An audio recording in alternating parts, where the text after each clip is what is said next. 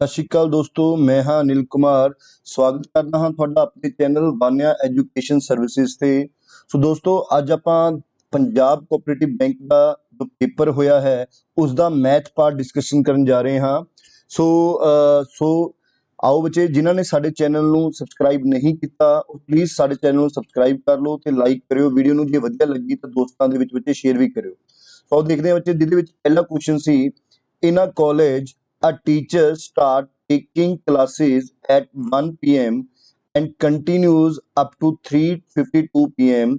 In all, he takes 4 classes, and that a time 4 minutes is lost in moving from one class to other class. What is the exact time duration of the each class?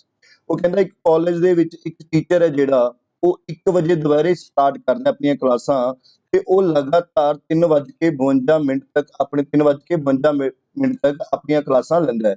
ਉਹ ਇਹਦੇ ਵਿੱਚੋਂ 4 classes ਲੈਂਦਾ ਹੈ ਤੇ ਜਦੋਂ ਉਹ ਇੱਕ class ਤੋਂ ਦੂਜੀ ਕਲਾਸ ਦੇ ਵਿੱਚ ਜਾਂਦਾ ਹੈ ਤਾਂ ਉਹਦੇ 4 ਮਿੰਟ ਖਰਾਬ ਹੋ ਜਾਂਦੇ ਨੇ। ਠੀਕ ਹੈ ਬੱਚੇ, ਤਾਂ ਦੱਸੋ ਐਗਜ਼ੈਕਟ ਜਿਹੜੀਆਂ ਉਹ ਕਲਾਸਾਂ ਲੈਂਦਾ ਕਿੰਨੇ ਮਿੰਟ ਦੀਆਂ ਨੇ। ਤਾਂ ਦੇਖੋ ਜੀ, ਉਹਨੇ 3:52 ਤੇ ਕਲਾਸਾਂ 3:52 ਤੱਕ ਲਿੱਤੀਆਂ, 1 ਵਜੇ ਤੋਂ ਲਿੱਤੀਆਂ, ਤਾਂ ਕਿੰਨਾ ਮਿੰਟ ਟਾਈਮ ਲਗਾਇਆ। ਸੋ ਐਗਜ਼ੈਕਟਲੀ ਆਪਾਂ ਕਹਿ ਦਾਂਗੇ ਉਹਨੇ 2 ਘੰਟੇ 52 ਮਿੰਟ ਕਲਾਸਾਂ ਲਿੱਤੀਆਂ। 2 ਘੰਟੇ 52 ਮਿੰਟ ਕਲਾਸਾਂ ਲਿੱਤੀਆਂ, ਪਰ ਇਹ 2 ਘੰਟੇ 52 ਮਿੰਟ ਦੇ ਵਿੱਚ ਉਹਨੇ 4 ਲੈਕਚਰ ਲਿੱਤੇ। ਜਿਵੇਂ ਪਹਿਲੀ ਕਲਾਸ ਲਿੱਤਾ, ਜਦੋਂ ਦੂਜੀ ਕਲਾਸ ਗਿਆ ਤਾਂ 4 ਮਿੰਟ ਇੱਥੇ ਲੋਸ ਹੋ ਗਏ। ਦੂਜੀ ਕਲਾਸ ਤੋਂ ਜਦੋਂ ਤੀਜੀ ਕਲਾਸ ਗਿਆ ਤਾਂ ਇੱਥੇ 4 ਮਿੰਟ ਲੂਜ਼ ਹੋ ਗਏ, ਔਰ ਤੀਜੀ ਕਲਾਸ ਤੋਂ ਜਦੋਂ ਚੌਥੀ ਕਲਾਸ ਗਿਆ ਤਾਂ ਇੱਥੇ 4 ਮਿੰਟ ਲੂਜ਼ ਹੋ ਗਏ। ਯਾਨੀ ਕਿ ਉਹਦੇ 4 ਕਲਾਸਾਂ ਲੈਣ 'ਚ 12 ਮਿੰਟ ਲੂਜ਼ ਹੋਏ। ਯਾਨੀ ਕਿ ਇਹਦੇ ਵਿੱਚੋਂ ਅਗਰ ਆਪਾਂ 12 ਮਿੰਟ ਕੱਢ ਦਈਏ ਤਾਂ ਤੁਸੀਂ ਇਹ ਕਹਿ ਸਕਦੇ ਹੋ ਐਗਜ਼ੈਕਟਲੀ ਉਹਨੇ 2 ਘੰਟੇ 40 ਮਿੰਟ ਹੀ ਪੜ੍ਹਾਇਆ। 2 ਘੰਟੇ 40 ਮਿੰਟ ਦਾ ਮਤਲਬ ਕੀ ਹੋ ਗਿਆ? ਦੇਖੋ, 1 ਘੰਟੇ ਦੇ ਵਿੱਚ 60 ਮਿੰਟ, 2 ਘੰਟੇ ਦੇ ਵਿੱਚ 120 ਮਿੰਟ ਔਰ 160 ਮਿੰਟ ਪੜ੍ਹਾਇਆ। ਔਰ 160 ਮਿੰਟ ਦੇ ਵਿੱਚ ਉਹਨੇ 4 ਕਲਾਸਿਸ ਲਿੱਤੀਆਂ, ਯਾਨੀ ਕਿ ਹਰੇਕ ਕਲਾਸ ਕਿੰਨੇ ਮਿੰਟ ਦੀ ਲਿੱਤੀ? 40 ਮਿੰਟ ਦੀ ਲਿੱਤੀ। ਦੋਸਤੋ, ਇਹਦਾ ਆਨਸਰ ਕੀ ਆਊਗਾ ਕਿ ਹਰੇਕ ਕਲਾਸ ਉਹਨੇ ਕਿੰਨੇ ਮਿੰਟ ਦੀ ਲਿੱਤੀ? 40 ਮਿੰਟ ਦੀ। ਦੁਬਾਰਾ ਦੇਖੋ ਜੀ, 3:52 ਤੋਂ 1 ਵਜੇ ਤੋਂ ਲੈ ਕੇ 3:52 ਤੱਕ ਪੜ੍ਹਾਇਆ।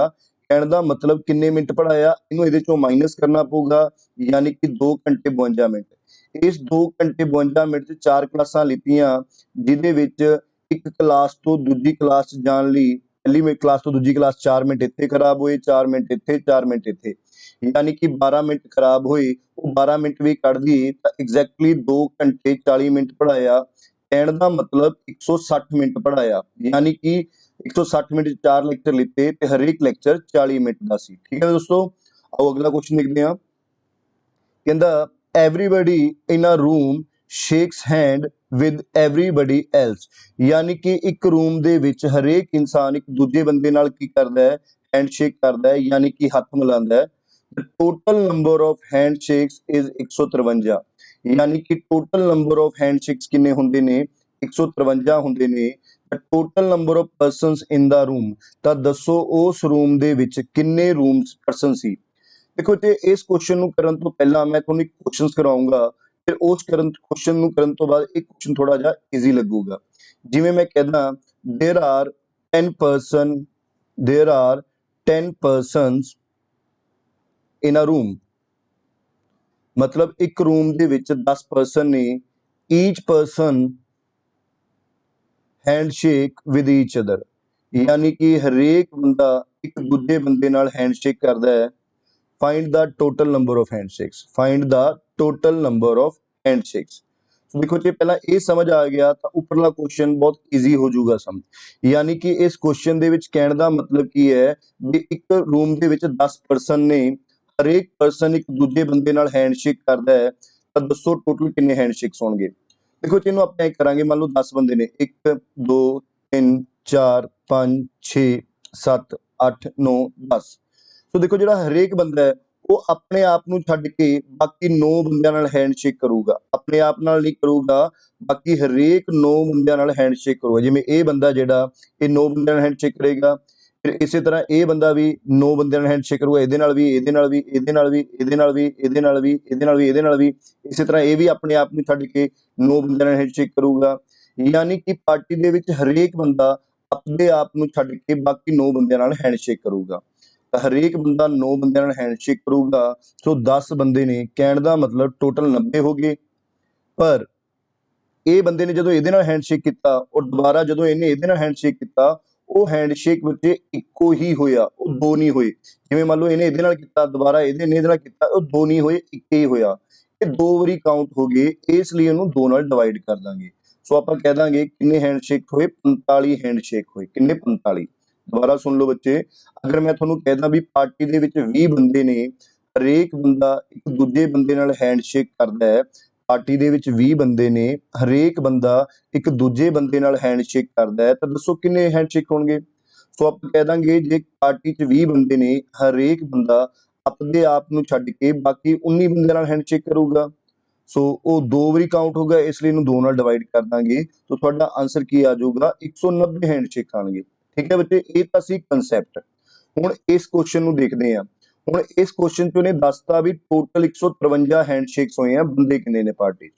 ਹੁਣ ਦੇਖੋ, ਅਸੀਂ ਜੇ ਪਹਿਲੀ ਆਪਸ਼ਨ ਲੈ ਕੇ ਚੱਲਦੇ ਹਾਂ ਵੀ ਜੇ ਬੰਦੇ 14 ਬੰਦੇ ਪਾਰਟੀ 'ਚ ਹੋਏ ਤਾਂ ਹਰੇਕ ਬੰਦਾ ਆਪਣੇ ਆਪ ਨੂੰ ਛੱਡ ਕੇ ਬਾਕੀ 13 ਬੰਦਿਆਂ ਨਾਲ ਹੈਂਡਸ਼ੇਕ ਕਰੂਗਾ, ਤਾਂ ਉਹ ਡਿਵਾਈਡਡ ਬਾਈ 2 ਕਰਾਂਗੇ। ਸੋ ਇਸ ਹਿਸਾਬ ਨਾਲ 91 ਹੈਂਡਸ਼ੇਕਸ ਬਣੇ, ਯਾਨੀ ਕਿ 153 ਨਹੀਂ ਬਣੇ। ਸੋ ਇਹ ਆਨਸਰ ਤਾਂ ਨਹੀਂ ਹੋ ਸਕਦਾ। ਜੇ 16 ਬੰਦੇ ਨੇ, ਹਰੇਕ ਬੰਦਾ ਆਪਣੇ ਆਪ ਨੂੰ ਛੱਡ ਕੇ 15 ਬੰਦਿਆਂ ਨਾਲ ਹੈਂਡਸ਼ੇਕ ਕਰੂਗਾ। ਸੋ ਕਹਿਣ ਦਾ ਮਤਲਬ ਇਸ ਕੇਸ ਦੇ ਵਿੱਚ 120 ਹੈਂਡਸ਼ੇਕਸ ਬਣੇ, ਯਾਨੀ ਕਿ ਇਹ ਵੀ ਨਹੀਂ ਆ ਸਕਦਾ। ਜੇ ਆਪਾਂ ਤੀਜਾ ਕੇਸ ਲਈਏ, 17 ਬੰਦੇ ਨੇ, ਆਪਣੇ ਆਪ ਨੂੰ ਛੱਡ ਕੇ ਬਾਕੀ 16 ਬੰਦਿਆਂ ਨਾਲ ਹੈਂਡਸ਼ੇਕ ਕਰੇਗਾ। ਸੋ ਇਹ ਹੋ ਗਏ 136 ਹੈਂਡਸ਼ੇਕਸ ਬੱਚੇ, ਇਹ ਵੀ ਨਹੀਂ ਹੋਇਆ ਆਨਸਰ। ਜੇ ਆਪਾਂ ਲਾਸਟ ਵਾਲੀ ਆਪਸ਼ਨ ਚੱਕੀਏ ਬੱਚੇ, ਤਾਂ ਆਪਾਂ ਦੇਖਾਂਗੇ 18 ਬੰਦੇ ਨੇ, ਆਪਣੇ ਆਪ ਨੂੰ ਛੱਡ ਕੇ ਬਾਕੀ 17 ਬੰਦਿਆਂ ਨਾਲ ਹੈਂਡਸ਼ੇਕ ਕਰੇਗਾ ਹਰੇਕ ਬੰਦਾ, ਤਾਂ ਡਿਵਾਈਡਡ ਬਾਈ 9 ਕਦੋਂ ਕਰਾਂਗੇ?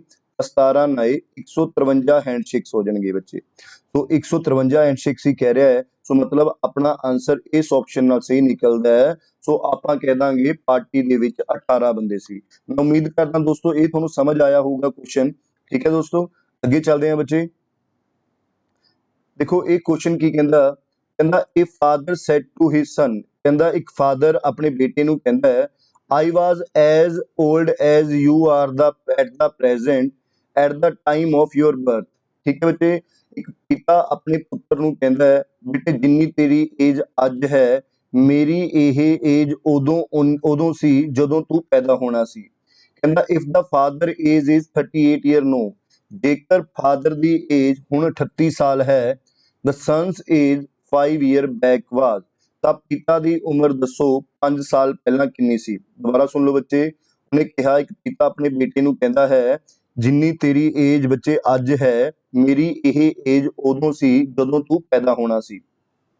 ਅਗਰ ਫਾਦਰ ਦੀ ਏਜ ਅੱਜ 38 ਸਾਲ ਹੈ ਤਾਂ ਪਿਤਾ ਦੀ ਏਜ ਦੱਸੋ 5 ਸਾਲ ਪਹਿਲਾਂ ਕਿੰਨੀ ਸੀ। ਦੇਖੋ ਜੀ, ਇਹਨੂੰ ਆਪਾਂ ਇੱਕ ਐਗਜ਼ਾਮਪਲ ਦੇ ਥਰੂ ਲੈ ਕੇ ਚੱਲਦੇ ਹਾਂ। ਜੇ ਮੈਂ ਮੰਨਦਾ ਵੀ ਸਨ ਦੀ ਏਜ ਅੱਜ 20 ਸਾਲ ਹੈ, ਮੈਂ ਲੈ ਕੇ ਚੱਲਦਾ ਵੀ ਜੇ ਸਨ ਦੀ ਏਜ ਅੱਜ 20 ਸਾਲ ਹੈ ਤਾਂ ਸਨ ਨੇ ਪੈਦਾ ਕਦੋਂ ਹੋਣਾ ਸੀ? ਤਾਂ ਸਨ ਨੇ ਪੈਦਾ ਹੋਣਾ ਸੀ 20 ਸਾਲ ਪਹਿਲਾਂ। ਤਾਂ ਸਨ ਦੀ ਏਜ 20 ਸਾਲ ਪਹਿਲਾਂ 0 ਸੀ, ਤੇ ਫਾਦਰ ਦੀ ਏਜ ਕਿੰਨੀ ਸੀ? ਜਿੰਨੀ ਬੇਟੇ ਦੀ ਅੱਜ ਹੈ। ਬੇਟੇ ਦੀ ਏਜ ਕਿੰਨੀ ਹੈ ਅੱਜ? 20 ਸਾਲ, ਯਾਨੀ ਕਿ ਫਾਦਰ ਦੀ ਏਜ ਉਸ ਟਾਈਮ ਤੇ 20 ਸਾਲ ਸੀ। ਜੇ ਉਸ ਟਾਈਮ ਫਾਦਰ ਦੀ ਏਜ 20 ਸਾਲ ਸੀ ਤਾਂ ਅੱਜ ਬੇਟੇ ਦੀ ਫਾਦਰ ਦੀ ਏਜ ਕਿੰਨੀ ਹੋ ਗਈ? 40 ਸਾਲ ਹੋ ਗਈ। ਸਮਝ ਆਇਆ ਬੱਚੇ? ਦੇਖੋ ਮੈਂ ਇੱਕ ਐਗਜ਼ਾਮਪਲ ਲੈ ਕੇ ਸਮਝਾ ਰਿਹਾ ਬੱਚੇ, ਬਾਅਦ ਚ ਆਪਾਂ ਇਸੇ ਕੁਐਸਚਨ ਤੇ ਆਵਾਂਗੇ। ਮੈਂ ਇੱਕ ਐਗਜ਼ਾਮਪਲ ਲਿੱਤੀ, ਅਗਰ ਬੇਟੇ ਦੀ ਉਮਰ ਅੱਜ 20 ਸਾਲ ਹੈ ਤਾਂ ਬੇਟੇ ਨੇ 20 ਸਾਲ ਪਹਿਲਾਂ ਪੈਦਾ ਹੋਣਾ ਸੀ, ਉਸ ਟਾਈਮ ਬੇਟੇ ਦੀ ਏਜ 0 ਸੀ, ਤੇ ਫਾਦਰ ਦੀ ਏਜ ਕਿੰਨੀ ਸੀ? ਜਿੰਨੀ ਬੇਟੇ ਦੀ ਅੱਜ ਹੈ। ਬੇਟੇ ਦੀ ਅੱਜ 20 ਹੈ ਤਾਂ ਉਸ ਟਾਈਮ ਫਾਦਰ ਦੀ ਏਜ 20 ਸਾਲ ਸੀ। ਇਹਦਾ ਮਤਲਬ ਫਾਦਰ ਦੀ ਅੱਜ ਏਜ 40 ਸਾਲ ਹੈ। ਇੱਥੋਂ ਇਹ ਹੋ ਸਕਦਾ ਹੈ ਵੀ ਜਿਹੜੀ ਫਾਦਰ ਦੀ ਏਜ 40 ਹੈ ਤਾਂ ਬੇਟਾ ਉਹਦਾ ਹਾਫ ਹੈ। ਬੇਟੇ ਦੀ ਏਜ ਕੀ ਹੈ? ਉਸਦਾ ਹਾਫ ਹੈ। ਚਲੋ ਇੱਕ ਐਗਜ਼ਾਮਪਲ ਹੋਰ ਲੈ ਲੈਂਦੇ ਹਾਂ। ਅਗਰ ਮੈਂ ਤੁਹਾਨੂੰ ਕਹਾਂ ਬੇਟੇ ਦੀ ਏਜ ਅੱਜ 25 ਸਾਲ ਹੈ ਤਾਂ 25 ਸਾਲ ਪਹਿਲਾਂ ਬੇਟਾ ਪੈਦਾ ਹੋਇਆ, ਉਸ ਟਾਈਮ ਬੇਟੇ ਦੀ ਏਜ ਕੀ ਸੀ? 0, ਤੇ ਫਾਦਰ ਦੀ ਏਜ ਕਿੰਨੀ ਸੀ? ਜਿੰਨੀ ਬੇਟੇ ਦੀ ਅੱਜ ਹੈ, ਯਾਨੀ ਕਿ 25 ਸਾਲ। ਜੇ 25 ਸਾਲ ਪਹਿਲਾਂ ਫਾਦਰ ਦੀ ਏਜ 25 ਸਾਲ ਸੀ ਤਾਂ ਅੱਜ ਫਾਦਰ ਦੀ ਏਜ ਕਿੰਨੀ ਹੈ? 50 ਸਾਲ। ਸੋ ਸਾਨੂੰ ਇੱਕ ਚੀਜ਼ ਦਾ ਕਲੀਅਰ ਹੋ ਗਈ, ਜਿੰਨੀ ਫਾਦਰ ਦੀ ਅੱਜ ਦੀ ਏਜ ਹੈ, ਬੇਟੇ ਦੀ ਏਜ ਕੀ ਹੈ? ਉਸਦਾ ਹਾਫ ਹੈ। ਜਿੰਨੀ ਫਾਦਰ ਦੀ ਅੱਜ ਦੀ ਏਜ ਹੈ, ਬੇਟੇ ਦੀ ਏਜ ਕਿੰਨੀ ਹੈ? ਉਸਦਾ ਹਾਫ ਹੈ। ਕਲੀਅਰ ਹੈ ਬੱਚੇ? ਹੁਣ ਆਪਾਂ ਆਪਦੇ ਕੁਐਸਚਨ ਤੇ ਆਨੇ ਆ। ਉਹਨੇ ਕੀ ਕਿਹਾ? ਫਾਦਰ ਦੀ ਜਿਹੜੀ ਅੱਜ ਦੀ ਏਜ ਹੈ 38 ਸਾਲ ਹੈ, ਤਾਂ ਇਹਦਾ ਮਤਲਬ ਸਨ ਦੀ ਏਜ ਕਿੰਨੀ ਹੋਊਗੀ ਬੱਚੇ? 19 ਸਾਲ ਹੋਊਗੀ। ਕੋਈ ਫੈਕਟ ਬਣ ਗਿਆ ਨਾ। ਦੇਖੋ ਜੇ ਇਹ 19 ਸਾਲ ਹੈ, ਫਾਦਰ ਦੀ ਏਜ ਕਿੰਨੀ ਉਸ ਟਾਈਮ? ਸਨ ਦੀ ਏਜ 19 ਸੀ ਤਾਂ ਫਾਦਰ ਦੀ ਕਿੰਨੀ ਸੀ? 19। ਆ ਬਰਾबर आ गया, ठीक है जी।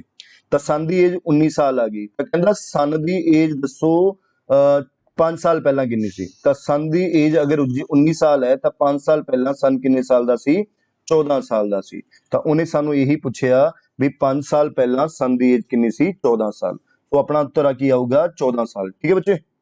तो आओ अगे चलते हैं। अगला क्वेश्चन है, कहता आउट ऑफ 3 पेपर, कहता 3 पेपरां दे विचों with A total marks 300, 400 and 500 respectively, a candidate scored 45% marks in the first paper and 55% marks in second paper. What must be his score in the third paper so as that his overall average become 50%? ਕਹਿੰਦਾ 3 paper ਸੀ ਬੱਚੇ, ਇੱਕ paper ਸੀ 300 number ਦਾ, ਦੂਜਾ paper ਸੀ ਕਿੰਨੇ number ਦਾ ਬੱਚੇ, 500 number ਦਾ, ਤੇ ਤੀਜਾ paper ਸੀ ਦੂਜਾ paper ਸੀ 400 number ਦਾ, ਦੂਜਾ ਪੇਪਰ ਸੀ 400 ਨੰਬਰ ਦਾ, ਤੇ ਤੀਜਾ ਪੇਪਰ ਸੀ ਬੱਚੇ ਕਿੰਨਾ, ਕਹਿੰਦਾ 500 ਨੰਬਰ ਦਾ। ਠੀਕ ਹੈ ਬੱਚੇ। ਇੱਕ ਕੈਂਡੀਡੇਟ ਕੀ ਲੈਂਦਾ, ਸਕੋਰ ਲੈਂਦਾ ਬੱਚੇ, ਪਹਿਲੇ ਪੇਪਰ ਦੇ ਵਿੱਚੋਂ 45% ਨੰਬਰ ਲੈਂਦਾ ਹੈ, ਦੂਜੇ ਪੇਪਰ ਦੇ ਵਿੱਚੋਂ ਕਹਿੰਦਾ 55% ਨੰਬਰ ਲੈਂਦਾ ਉਹ ਕੈਂਡੀਡੇਟ, ਤੀਜੇ ਚੋਂ ਕਿੰਨੇ ਲਵੇ, ਤੀਜੇ ਪੇਪਰ ਚੋਂ ਕਿੰਨੇ ਲਵੇ ਤਾਂ ਕਿ ਜਿਹੜਾ ਓਵਰਆਲ ਉਹਦੀ ਪਰਸੈਂਟੇਜ ਹੈ ਬੱਚੇ ਉਹ 50% ਬਣੇ। ਦੇਖੋ ਜੀ ਉਹਨੇ ਕੀ ਕਿਹਾ, 3 ਪੇਪਰ ਨੇ, ਪਹਿਲਾ ਪੇਪਰ 300 ਨੰਬਰ ਦਾ, ਦੂਜਾ 400 ਨੰਬਰ ਦਾ, ਤੀਜਾ 500 ਨੰਬਰ ਦਾ। ਉਹ ਕੈਂਡੀਡੇਟ ਪਹਿਲੇ ਪੇਪਰ ਚੋਂ 45% ਲੈਂਦਾ ਹੈ, ਦੂਜੇ ਪੇਪਰ ਚੋਂ 55% ਲੈਂਦਾ ਹੈ, ਤੀਜੇ ਚੋਂ ਕਿੰਨੇ ਲਵੇ ਤਾਂ ਕਿ ਉਹਦੀ ਓਵਰਆਲ ਪਰਸੈਂਟੇਜ 50% ਬਣੇ। ਦੇਖੋ ਜੀ ਜੇ ਓਵਰਆਲ ਪਰਸੈਂਟੇਜ 50% ਬਣਨੀ ਚਾਹੀਦੀ ਹੈ ਤਾਂ ਕਿੰਨੇ ਨੰਬਰ ਲੈਣੇ ਪੈਣਗੇ ਉਹਨੂੰ ਓਵਰਆਲ। ਦੇਖਦੇ ਹਾਂ ਪੂਰਾ ਟੋਟਲ ਪੇਪਰ ਕਿੰਨੇ ਨੰਬਰ ਦੇ ਸੀ, 300 ਤੇ 400 700, 700 ਤੇ 5 1200, ਯਾਨੀ ਕਿ ਪੂਰਾ ਪੇਪਰ ਸਾਰੋ ਪੇਪਰ ਮਿਲਾ ਕੇ 1200 ਸੀ ਦੇ ਨੰਬਰ ਦੇ ਸੀ। ਇਹਦਾ 50% ਚਾਹੀਦਾ ਉਹਨੂੰ ਓਵਰਆਲ, ਯਾਨੀ ਕਿ ਉਹਨੂੰ ਸਾਰੇ ਪੇਪਰਾਂ ਦੇ ਵਿੱਚੋਂ 600 ਨੰਬਰ ਚਾਹੀਦੇ ਨੇ। ਸਾਰੇ ਪੇਪਰਾਂ ਦਾ ਟੋਟਲ ਕਿੰਨਾ ਹੋਣਾ ਚਾਹੀਦਾ, 600। ਚਲੋ ਆਪਾਂ ਦੇਖਦੇ ਹਾਂ ਇਸ ਪੇਪਰ ਚੋਂ ਦੇ ਕਿੰਨੇ ਨੰਬਰ ਬਣੇ। ਤਾਂ ਪਹਿਲੇ ਪੇਪਰ ਚੋਂ 300 ਦਾ 45% ਲਿੱਤੇ, ਯਾਨੀ ਕਿ ਆਪਾਂ ਦੇਖੀਏ ਤਾਂ 5 ਤੀਏ 15, 3 ਚੌਕੇ 12 ਤੇ 13, 135 ਨੰਬਰ ਇੱਥੇ ਲਿੱਤੇ। ਦੂਜੇ ਪੇਪਰ ਚੋਂ 55% ਲਿੱਤੇ, ਯਾਨੀ ਕਿ 400 ਦਾ 55% ਦੇਖੀਏ ਤਾਂ 5 ਚੌਕਾ 20, 5 ਚੌਕਾ 20 ਤੇ 2 22, ਯਾਨੀ ਕਿ ਇੱਥੇ 220 ਨੰਬਰ ਲਿੱਤੇ। ਸੋ ਇੱਥੇ ਉਹਨੇ ਕਿੰਨੇ ਨੰਬਰ ਲੈ ਲਏ, ਦੇਖੋ ਜੀ 135 ਇੱਧਰ ਆ ਗਏ, 220 ਇੱਥੇ ਆ ਗਏ। ਸੋ 220 ਜਮਾ 135, ਕਹਿਣ ਦਾ ਮਤਲਬ ਉਹਦੇ ਦੋ ਪੇਪਰਾਂ ਦੇ ਵਿੱਚੋਂ 355 ਨੰਬਰ ਬਣਦੇ ਨੇ। ਕਿੰਨੇ ਬਣਦੇ ਨੇ, 355। ਲੈਣੇ ਉਹਨੇ 600 ਨੇ, ਯਾਨੀ ਕਿ ਤੀਜੇ ਪੇਪਰ ਤੋਂ ਉਹਨੂੰ ਕਿੰਨੇ ਨੰਬਰ ਲੈਣੇ ਪੈਣਗੇ। ਸੋ ਆਪਾਂ ਦੇਖੀਏ ਤਾਂ ਦੂਜੇ ਪੇਪਰ ਦੇ ਵਿੱਚੋਂ ਬੱਚੇ ਉਹਨੂੰ 245 ਨੰਬਰ ਲੈਣੇ ਪੈਣਗੇ, ਯਾਨੀ ਕਿ ਤੀਜੇ ਪੇਪਰ 'ਚ ਉਹਨੂੰ ਕਿੰਨੇ ਨੰਬਰ ਲੈਣੇ ਪੈਣਗੇ, 245 ਨੰਬਰ ਲੈਣੇ ਪੈਣਗੇ ਅਗਰ ਉਹਨੇ ਆਪਣੇ ਸਾਰੇ ਨੰਬਰ 600 ਕਰਨੇ ਨੇ। ਲੇਕਿਨ ਉਹ ਪਰਸੈਂਟੇਜ ਪੁੱਛਦਾ ਤਾਂ 245 ਨੰਬਰ ਲੈਣੇ ਨੇ ਔਰ ਲੈਣੇ ਕਿਹਦੇ ਵਿੱਚੋਂ ਨੇ, 500 ਚੋਂ। 245 500 ਦਾ ਕਿੰਨੇ ਪ੍ਰਤੀਸ਼ਤ ਹੈ। ਤਾਂ ਆਪਾਂ ਇੱਥੋਂ ਸੋਲਵ ਕੀਤਾ, 245 ਦੀ ਪਰਸੈਂਟੇਜ ਕੱਢਣੀ ਹੈ, ਕੰਪੈਰੀਜ਼ਨ 500 ਨਾਲ ਹੈ, ਗੁਣਾ 100। ਸੋ 5 ਚੌਕਾ 20 ਬਚੇ ਤੇ ਬਾਕੀ ਕਿੰਨਾ ਬਚ ਗਿਆ ਆਪਣੇ ਕੋਲ, 24, 5 ਨੇ 45। ਸੋ ਆਪਾਂ ਨੂੰ ਇਹ ਕਲੀਅਰ ਹੋ ਗਿਆ ਵੀ ਉਸ ਨੂੰ 49% ਨੰਬਰ ਲੈਣੇ ਪੈਣਗੇ ਅਗਰ ਉਹਨੂੰ ਓਵਰਆਲ ਕਿੰਨੇ ਚਾਹੀਦੇ ਨੇ ਬੱਚੇ, 50% ਨੰਬਰ ਚਾਹੀਦੇ ਨੇ। ਠੀਕ ਹੈ ਬੱਚੇ। ਦੁਬਾਰਾ ਦੇਖੋ, ਇੱਥੋਂ 45% ਨੰਬਰ ਲਿੱਤੇ, 135 ਨੰਬਰ, ਇੱਥੇ 55% ਨੰਬਰ ਲਿੱਤੇ, ਯਾਨੀ ਕਿ 220। ਇੱਥੇ ਕਿੰਨੇ ਲਵੇ ਤਾਂ ਇਹਨਾਂ ਦਾ ਜੋੜ ਬਣਿਆ ਬੱਚੇ 355 ਔਰ 355 600 ਚਾਹੀਦੇ ਸੀ, ਯਾਨੀ ਕਿ 245 ਨੰਬਰ ਲੈਣੇ ਪੈਣਗੇ। ਤੀਜੇ ਪੇਪਰ ਚੋਂ 245 ਨੰਬਰ ਲੈਣੇ ਪੈਣਗੇ, ਕਿਹਦੇ ਚੋਂ, 500 ਚੋਂ। ਤਾਂ 245 500 ਦਾ ਕਿੰਨੇ ਪਰਸੈਂਟ ਹੈ, ਯਾਨੀ ਕਿ 49%। ਠੀਕ ਹੈ ਬੱਚੇ। ਸੋ ਅਗਲੇ ਕੁਐਸਚਨ ਦੇ ਉੱਪਰ ਚੱਲਦੇ ਹਾਂ। ਤਾਂ ਦੋਸਤੋ ਮੈਂ ਇੱਕ ਚੀਜ਼ ਦੱਸਣਾ ਚਾਹਣਾ ਵੀ ਜੇ ਜੇਕਰ ਤੁਹਾਡੇ ਚੋਂ ਕੋਈ ਵੀ ਸਟੂਡੈਂਟ ਪੰਜਾਬ ਕਨਸਟੇਬਲ ਦੀ ਜਾਂ ਹੈਡ ਕਨਸਟੇਬਲ ਦੀ ਜਾਂ ਪੰਜਾਬ ਦੇ ਕਿਸੇ ਵੀ ਪੇਪਰ ਦੀ ਮੈਥ ਤੇ ਰੀਜ਼ਨਿੰਗ ਦੀ ਕੋਚਿੰਗ ਲੈਣਾ ਚਾਹੁੰਦਾ ਹੈ ਤਾਂ ਨੀਚੇ ਲਿਖੇ ਡਿਸਕ੍ਰਿਪਸ਼ਨ ਬਾਕਸ ਦੇ ਵਿੱਚ ਪਲੇ ਸਟੋਰ ਦੇ ਵਿੱਚ ਸਾਡੀ ਐਪ ਦਾ ਲਿੰਕ ਹੈ ਬੱਚੇ। ਤੁਸੀਂ ਉਸ ਲਿੰਕ ਨੂੰ ਡਾਊਨਲੋਡ ਕਰਕੇ ਉੱਥੇ ਜਾ ਕੇ ਲੈਕਚਰਸ ਦੇ ਸਕਦੇ ਹੋ ਬੱਚਿਓ। ਠੀਕ ਹੈ। ਸਾਡੀ ਜਿਹੜਾ ਐਪ ਦਾ ਨਾਮ ਹੈ ਬੱਚੇ, ਉਹ ਐਪ ਦਾ ਨਾਮ ਹੈ ਵਾਨਿਆ ਐਜੂਕੇਸ਼ਨ ਸਰਵਿਸਿਜ਼ ਬੱਚੇ। ਠੀਕ ਹੈ। ਕੋਈ ਵੀ ਕਨਫਿਊਜ਼ਨ ਹੋਵੇ ਤਾਂ ਤੁਸੀਂ ਮੈਨੂੰ ਇਸ ਨੰਬਰ ਤੇ ਕੰਟੈਕਟ ਕਰ ਸਕਦੇ ਹੋ 9814894729 ਤੇ। ਠੀਕ ਹੈ ਬੱਚੇ। ਆਓ ਅੱਗੇ ਚੱਲਦੇ ਹਾਂ। ਕਹਿੰਦਾ ਇੱਕ person perform onward journey from home place to office at a speed of 30 km per hour and backward journey at a speed of 20 km per hour. His average speed over the entire track ਤਾਂ ਪਤਾ ਕਰੋ ਉਸ ਦੀ average speed ਕੀ ਰਹੂਗੀ ਪੂਰੀ journey ਦੇ ਵਿੱਚ, ਉਹਦੀ average speed ਕੀ ਰਹੂਗੀ। ਬੱਚੇ ਇਹਦੇ ਵਿੱਚ ਇੱਕ ਐਵਰੇਜ ਸਪੀਡ ਦਾ ਫੰਡਾ ਹੁੰਦਾ ਬੱਚੇ, ਦੇਖੋ ਮੈਂ ਪਹਿਲਾਂ ਤੁਹਾਨੂੰ ਕਨਸੈਪਟ ਉਹਦੇ ਨਾਲ ਕਰਵਾ ਦਿੰਦਾ ਫਾਰਮੂਲੇ ਨਾਲ, ਫਿਰ ਬਿਨਾਂ ਫਾਰਮੂਲੇ ਤੋਂ ਵੀ ਦੱਸ ਦੂੰਗਾ ਬੱਚੇ। ਦੇਖੋ ਐਵਰੇਜ ਸਪੀਡ ਉਹਨੇ ਕਿਹਾ ਵੀ ਇੱਕ ਬੰਦਾ ਮੰਨ ਲਓ A ਤੋਂ B ਗਿਆ, ਦੇਖੋ ਉਹਨੇ ਕੀ ਕਿਹਾ ਵੀ ਇੱਕ ਬੰਦਾ ਇੱਕ ਜਰਨੀ ਗਿਆ ਘਰ ਤੋਂ, ਇਹ ਇਹਦਾ ਘਰ ਮੰਨ ਲਓ ਹੋਮ ਹੈ, ਉਹ ਆਫਿਸ ਵੱਲ ਗਿਆ, ਕਿੰਨੇ ਦੀ ਸਪੀਡ ਨਾਲ ਗਿਆ 30 ਕਿਲੋਮੀਟਰ ਪਰ ਆਰ ਦੀ ਸਪੀਡ ਨਾਲ ਗਿਆ, ਠੀਕ ਹੈ ਜੀ। ਔਰ ਵਾਪਸੀ ਕਿਸ ਸਪੀਡ ਨਾਲ ਆਇਆ, ਉਹ 20 ਕਿਲੋਮੀਟਰ ਪਰ ਆਰ ਦੀ ਸਪੀਡ ਨਾਲ ਆਇਆ, ਤਾਂ ਉਹਦੀ ਐਵਰੇਜ ਸਪੀਡ ਕੀ ਹੋਗੀ। ਮੇਰੇ ਖਿਆਲ ਨਾਲ ਤੁਸੀਂ ਸਾਰਿਆਂ ਨੇ ਇਹ ਫਾਰਮੂਲਾ ਜ਼ਰੂਰ ਪੜ੍ਹਿਆ ਹੋਣਾ ਬੱਚੇ, ਐਵਰੇਜ ਸਪੀਡ ਦਾ ਇੱਕ ਫਾਰਮੂਲਾ ਬੜਾ ਫੇਮਸ ਹੈ ਇਹ 2xy upon x plus y, ਇਹ ਸਾਰਿਆਂ ਨੇ ਪੜ੍ਹਿਆ ਹੋਣਾ। x ਦੀ ਦੇਖੋ ਇੱਥੇ ਵੈਲਿਊ ਕਿੰਨੀ ਆਪਣੇ ਕੋਲ 30 ਹੈ, ਤਾਂ ਤੁਸੀਂ ਕਹੋਗੇ 2 ਗੁਣਾ 30 ਗੁਣਾ 20 ਬਟੇ 30 ਤੇ 20 ਕੀ ਹੋ ਗਿਆ 50 ਹੋ ਗਿਆ, ਕਿਉਂਕਿ ਜੁੜ ਜਾਣਗੇ 30 ਤੇ 20। ਅਗਰ ਆਪਾਂ ਇਹਨੂੰ ਸੋਲਵ ਕਰੀਏ ਤਾਂ ਤੁਸੀਂ ਕਹਿ ਦੋਗੇ ਐਵਰੇਜ ਸਪੀਡ ਕੀ ਆ ਗਈ 24 ਕਿਲੋਮੀਟਰ ਪਰ ਆਰ ਆ ਗਈ। ਸੋ ਮੇਰੇ ਖਿਆਲ ਨਾਲ ਬੱਚੇ ਇਹ ਸਾਰਿਆਂ ਨੂੰ ਫਾਰਮੂਲਾ ਪਤਾ ਹੋਊਗਾ। ਅਗਰ ਫਾਰਮੂਲਾ ਨਹੀਂ ਪਤਾ ਬੱਚੇ ਤਾਂ ਤੁਸੀਂ ਦੇਖੋ ਇੱਕ ਐਵਰੇਜ ਸਪੀਡ ਕੱਢਣ ਦਾ ਫੰਡਾ ਵੀ ਆਪਣੇ ਕੋਲ ਹੈਗਾ, ਕੀ ਹੈ total distance upon total time, total distance upon total time, ਠੀਕ ਹੈ। ਦੇਖੋ ਸਪੀਡ ਕੱਢਣ ਦਾ ਜਿਹੜਾ ਫਾਰਮੂਲਾ ਹੁੰਦਾ ਹੈ ਉਹ ਹੁੰਦਾ ਡਿਸਟੈਂਸ ਅਪੋਨ ਟਾਈਮ, ਪਰ ਜਦੋਂ ਆਪਾਂ ਨੇ ਐਵਰੇਜ ਸਪੀਡ ਕੱਢਣੀ ਹੈ ਤਾਂ ਟੋਟਲ ਜਿੰਨਾ ਵੀ ਡਿਸਟੈਂਸ ਕੀਤਾ ਔਰ ਜਿੰਨੇ ਵੀ ਟਾਈਮ 'ਚ ਕੀਤਾ। ਦੇਖੋ ਫਿਰ ਜੇ ਆਪਾਂ ਕਨਸੈਪਟ ਵਾਈਜ਼ ਦੇਖੀਏ ਤਾਂ ਪਹਿਲਾਂ ਸਾਨੂੰ ਇੱਥੋਂ ਲੈ ਕੇ ਇੱਥੋਂ ਤੱਕ ਦਾ ਡਿਸਟੈਂਸ ਨਹੀਂ ਪਤਾ, ਸੋ ਤੁਸੀਂ ਕੀ ਕਰਨਾ ਹੈ ਆਪਣੇ ਵੱਲੋਂ ਕੋਈ ਵੀ ਡਿਸਟੈਂਸ ਮੰਨ ਲਓ, ਜਿਹੜਾ ਡਿਸਟੈਂਸ 30 ਤੇ ਵੀ ਡਿਵਾਈਡ ਹੁੰਦਾ ਹੋਵੇ ਤੇ 20 ਤੇ ਵੀ ਡਿਵਾਈਡ ਹੁੰਦਾ ਹੋਵੇ। ਸੋ ਮੈਂ ਇੱਕ ਡਿਸਟੈਂਸ ਮੰਨ ਲੈਣਾ 30 ਤੇ 20 ਤੇ ਡਿਵਾਈਡ ਹੋਣ ਵਾਲਾ 60 ਕਿਲੋਮੀਟਰ, ਯਾਨੀ ਕਿ ਉਹਦੇ ਘਰ ਤੋਂ ਉਹਦੇ ਹੋਮ ਤੱਕ ਦਾ ਡਿਸਟੈਂਸ 60 ਕਿਲੋਮੀਟਰ ਮੰਨ ਲੈਂਦੇ ਆ, ਔਰ ਵਾਪਸੀ ਡਿਸਟੈਂਸ ਵੀ ਕਿੰਨਾ ਹੀ ਹੈ 60 ਕਿਲੋਮੀਟਰ ਮੰਨ ਲੈਂਦੇ ਆ। ਤਾਂ ਉਹਨੇ ਆਣ ਤੇ ਜਾਣ ਦੇ ਵਿੱਚ 60 ਕਿਲੋਮੀਟਰ ਜਾਣ ਦਾ ਡਿਸਟੈਂਸ ਕੀਤਾ ਤੇ 60 ਕਿਲੋਮੀਟਰ ਆਣ ਦਾ ਕੀਤਾ, ਯਾਨੀ ਕਿ ਟੋਟਲ 120 ਕਿਲੋਮੀਟਰ ਡਿਸਟੈਂਸ ਕਵਰ ਕੀਤਾ। ਟੋਟਲ ਕਿੰਨਾ ਟਾਈਮ ਲਗਾਇਆ ਦੇਖੋ ਜੀ, ਇਹ 30 ਕਿਲੋਮੀਟਰ ਪਰ ਆਰ ਦੀ ਸਪੀਡ ਨਾਲ ਗਿਆ 60 ਕਿਲੋਮੀਟਰ, ਯਾਨੀ ਕਿ ਤੁਸੀਂ ਕਹਿ ਦੋਗੇ ਇੱਥੇ 2 ਘੰਟੇ ਲਗਾਏ ਉਹਨੇ, ਔਰ ਇੱਥੇ 60 ਕਿਲੋਮੀਟਰ ਵਾਪਸੀ ਸਪੀਡ ਨਾਲ 20 ਦੀ ਸਪੀਡ ਨਾਲ ਬੱਚੇ ਦੇਖਿਆ ਤਾਂ ਇੱਥੇ ਉਹਨੇ 3 ਘੰਟੇ ਲਗਾਏ, ਯਾਨੀ ਕਿ 2 ਘੰਟੇ ਇਹ 3 ਘੰਟੇ ਇਹ, ਯਾਨੀ ਕਿ 5 ਘੰਟੇ ਲਗਾਏ ਓਵਰਆਲ। ਤਾਂ ਤੁਸੀਂ ਐਵਰੇਜ ਸਪੀਡ ਕੱਢੋਗੇ ਤਾਂ ਵੀ ਤੁਹਾਡਾ ਆਨਸਰ ਬੱਚੇ 24 ਕਿਲੋਮੀਟਰ ਪਰ ਆਰ ਹੀ ਆਊਗਾ। ਬਾਕੀ ਕੋਈ ਚੱਕਰ ਨਹੀਂ ਬੱਚੇ, ਅਗਰ ਕਿਸੇ ਨੂੰ ਇਹ ਕਨਸੈਪਟ ਨਹੀਂ ਸਮਝ ਆਇਆ ਤਾਂ ਆ ਤਾਂ ਸਭ ਨੇ ਪੜਿਆ ਹੀ ਹੋਣਾ 2xy x plus y ਵਾਲਾ, ਠੀਕ ਹੈ ਬੱਚੇ। ਸੋ ਅੱਗੇ ਚੱਲਦੇ ਹਾਂ ਬੱਚੇ। ਹੁਣ ਦੇਖੋ ਜੀ ਇਸ ਕੁਐਸਚਨ ਦੇ ਵਿੱਚ ਉਹਨੇ ਕੀ ਕਿਹਾ, if the direction south east has to become south west, ਵੀ ਜਿਹੜੀ ਤੁਹਾਡੀ ਡਾਇਰੈਕਸ਼ਨ ਸਾਊਥ ਈਸਟ ਹੈ ਉਹ ਕੀ ਬਣ ਗਈ ਸਾਊਥ ਵੈਸਟ ਬਣ ਜੇ, how should the other direction change, ਤਾਂ ਦੱਸੋ ਬੱਚਿਓ ਬਾਕੀ ਦੀ ਡਾਇਰੈਕਸ਼ਨ ਹੈ ਜਿਹੜੀਆਂ ਉਹ ਕਿੱਦਾਂ ਚੇਂਜ ਹੋਣਗੀਆਂ। ਸਭ ਤੋਂ ਪਹਿਲਾਂ ਬੱਚੇ ਦੇਖੋ ਆਪਾਂ ਨੂੰ ਇਹ ਡਾਇਰੈਕਸ਼ਨਸ ਬਣਾਉਣੀ ਪਊਗੀ। ਇਹ ਨਾਰਮਲੀ ਆਪਣੇ ਕੋਲ ਡਾਇਰੈਕਸ਼ਨ ਹੁੰਦੀ ਹੈ, ਇਹ ਨਾਰਥ ਹੁੰਦੀ ਹੈ, ਇਹ ਸਾਊਥ, ਇਹ ਈਸਟ ਔਰ ਇਹ ਵੈਸਟ, ਔਰ ਇਹ ਜਿਹੜੀ ਹੋਗੀ ਬੱਚੇ ਆਪਾਂ ਨੂੰ ਕਹਿਤਾ ਜਿਹੜੀ ਨਾਰਥ ਤੇ ਈਸਟ ਦੇ ਵਿਚਕਾਰ ਹੈ ਇਹ ਨਾਰਥ ਈਸਟ ਹੈ, ਔਰ ਇਹ ਕੀ ਹੋਗੀ ਸਾਊਥ ਤੇ ਵੈਸਟ ਦੇ ਵਿਚਕਾਰ ਹੈ ਸਾਊਥ ਵੈਸਟ, ਔਰ ਜਿਹੜੀ ਨਾਰਥ ਤੇ ਵੈਸਟ ਦੇ ਵਿਚਕਾਰ ਹੈ ਇਹ ਹੋਗੀ ਆਪਣੀ ਨਾਰਥ ਵੈਸਟ, ਔਰ ਇਹ ਹੋਗੀ ਆਪਣੀ ਸਾਊਥ ਈਸਟ, ਠੀਕ ਹੈ ਬੱਚੇ। ਉਹਨੇ ਕੀ ਕਿਹਾ ਵੀ ਜਿਹੜੀ ਸਾਊਥ ਈਸਟ ਹੈ ਉਹ ਸਾਊਥ ਵੈਸਟ ਬਣ ਜੇ। ਪਹਿਲੀ ਗੱਲ ਮੈਂ ਤੁਹਾਨੂੰ ਇੱਕ ਥੋੜਾ ਇੱਧਰ ਹੀ ਬਣਾ ਦਿੰਦਾ, ਇਹ ਥੋੜਾ ਯਾਦ ਰੱਖਣ ਲਈ ਸੌਖਾ ਹੋ ਜਾਊਗਾ। ਇਹ ਹੋ ਗਿਆ ਆਪਣਾ ਨਾਰਥ, ਇਹ ਕੀ ਹੋ ਗਿਆ ਸਾਊਥ, ਇਹ ਹੋ ਗਿਆ ਈਸਟ, ਇਹ ਹੋ ਗਿਆ ਵੈਸਟ, ਇਹ ਨਾਰਥ ਈਸਟ, ਔਰ ਇਹ ਕੀ ਹੋ ਗਿਆ ਸਾਊਥ ਵੈਸਟ, ਇਹ ਕੀ ਹੋ ਗਿਆ ਆਪਣੇ ਕੋਲ ਸਾਊਥ ਈਸਟ। ਬੱਚੇ ਮੈਂ ਸਮਝਾਉਣ ਵਾਸਤੇ ਥੋੜਾ ਤੁਹਾਨੂੰ ਸਲੋ ਸਮਝਾ ਰਿਹਾ, ਤੁਸੀਂ ਕਿਤੇ ਐ ਨਾ ਸੋਚੋ ਲੰਬਾ ਕਰਵਾ ਰਹੇ ਨੇ, ਸਮਝਾਉਣ ਵਾਸਤੇ ਕਰ ਰਹੇ ਤੁਹਾਨੂੰ ਬੱਚੇ।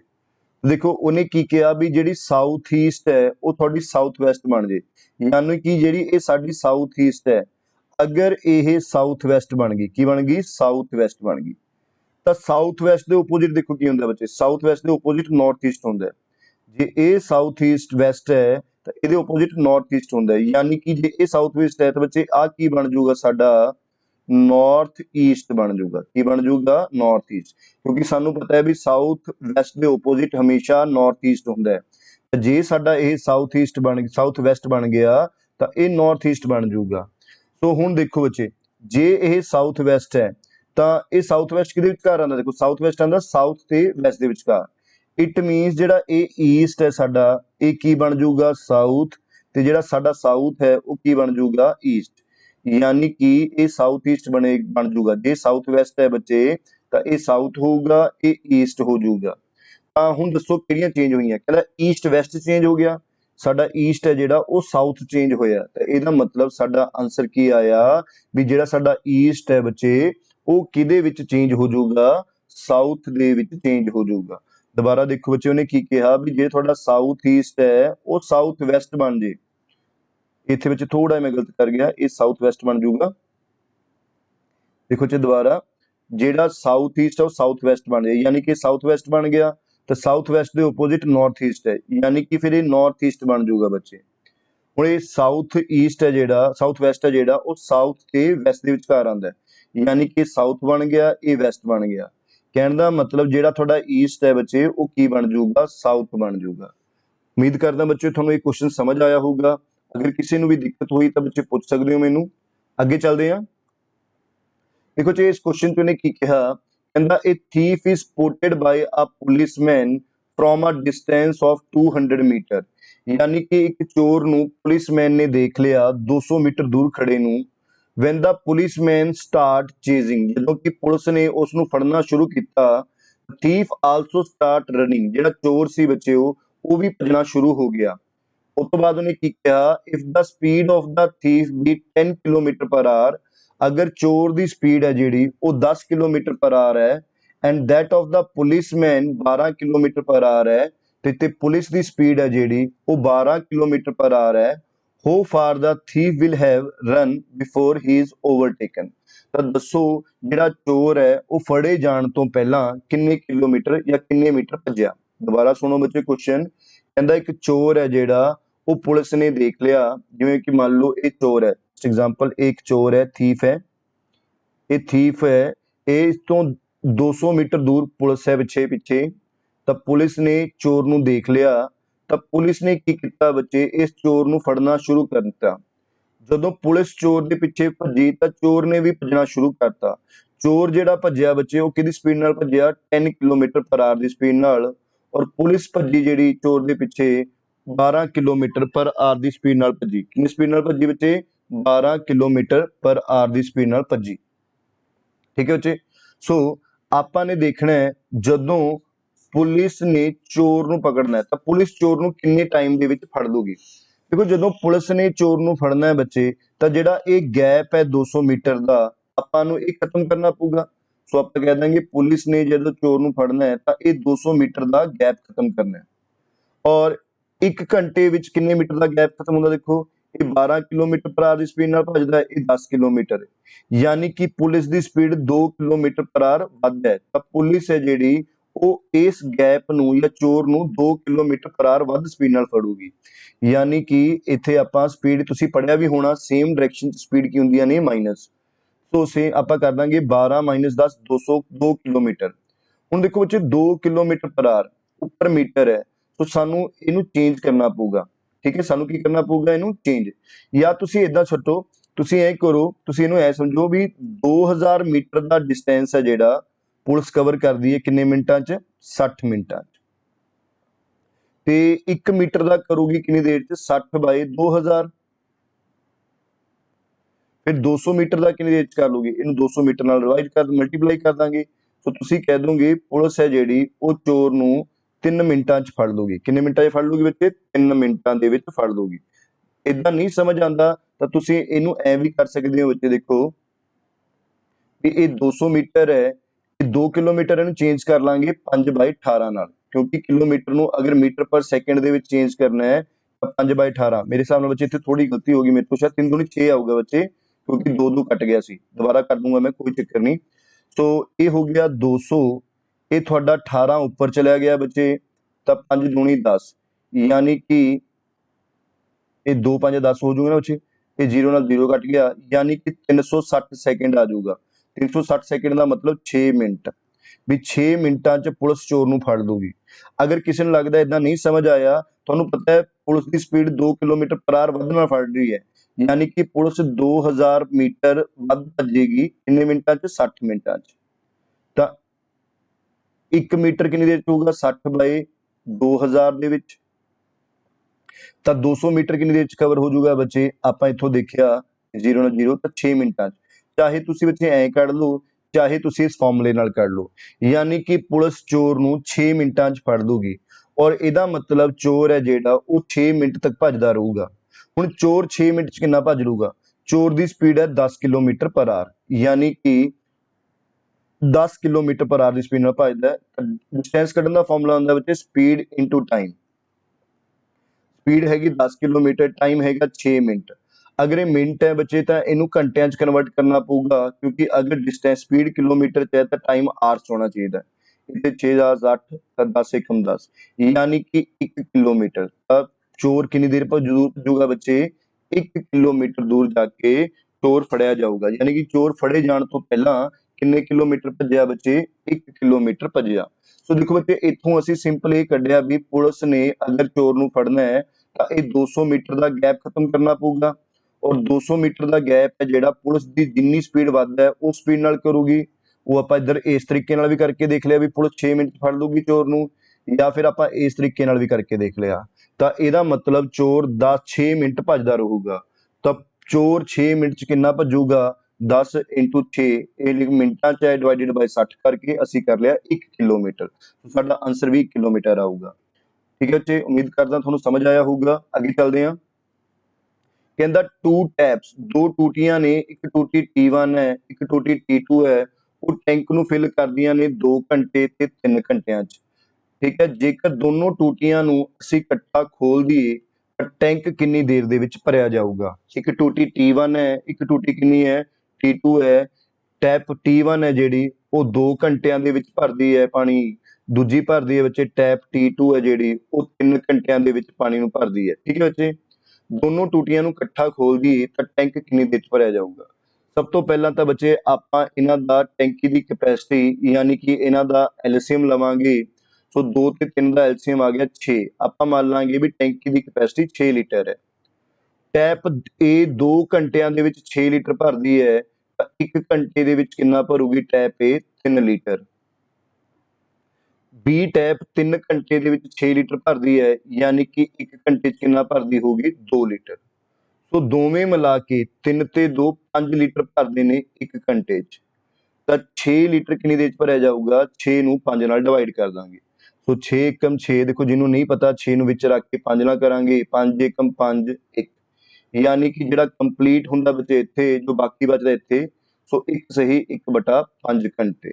ਸੋ ਇਹਦਾ ਆਨਸਰ ਤੁਹਾਡਾ ਆ ਜਾਊਗਾ ਡੀ ਆਪਸ਼ਨ ਆਊਗਾ ਬੱਚੇ, 1 ਸਹੀ 1/5 ਘੰਟੇ। ਸੋ ਬੱਚੇ ਮੈਂ ਤੁਹਾਨੂੰ ਉਮੀਦ ਇਹ ਕਰਕੇ ਸਮਝਾ ਰਿਹਾ ਵੀ ਤੁਹਾਨੂੰ ਇਹਨਾਂ ਚੈਪਟਰਾਂ ਬਾਰੇ ਥੋੜੀ ਬਹੁਤੀ ਨੌਲੇਜ ਹੋਊਗੀ, ਤਾਂ ਹੀ ਇਹ ਕੁਐਸਚਨ ਇਦਾਂ ਸਮਝ ਆ ਸਕਦੇ ਨੇ। ਅਗਰ ਇਹ ਚੈਪਟਰਾਂ ਬਾਰੇ ਨੌਲੇਜ ਨਹੀਂ ਹੈ, ਥੋੜੇ ਬੱਚੇ ਤੁਹਾਨੂੰ ਔਖੇ ਲੱਗਣਗੇ। ਮੇਰੇ ਖਿਆਲ ਨਾਲ ਇਹ ਕੁਐਸਚਨ ਸਭ ਤੋਂ ਈਜ਼ੀ ਚੈਪਟਰ ਦਾ ਕੁਐਸਚਨ ਸੀ।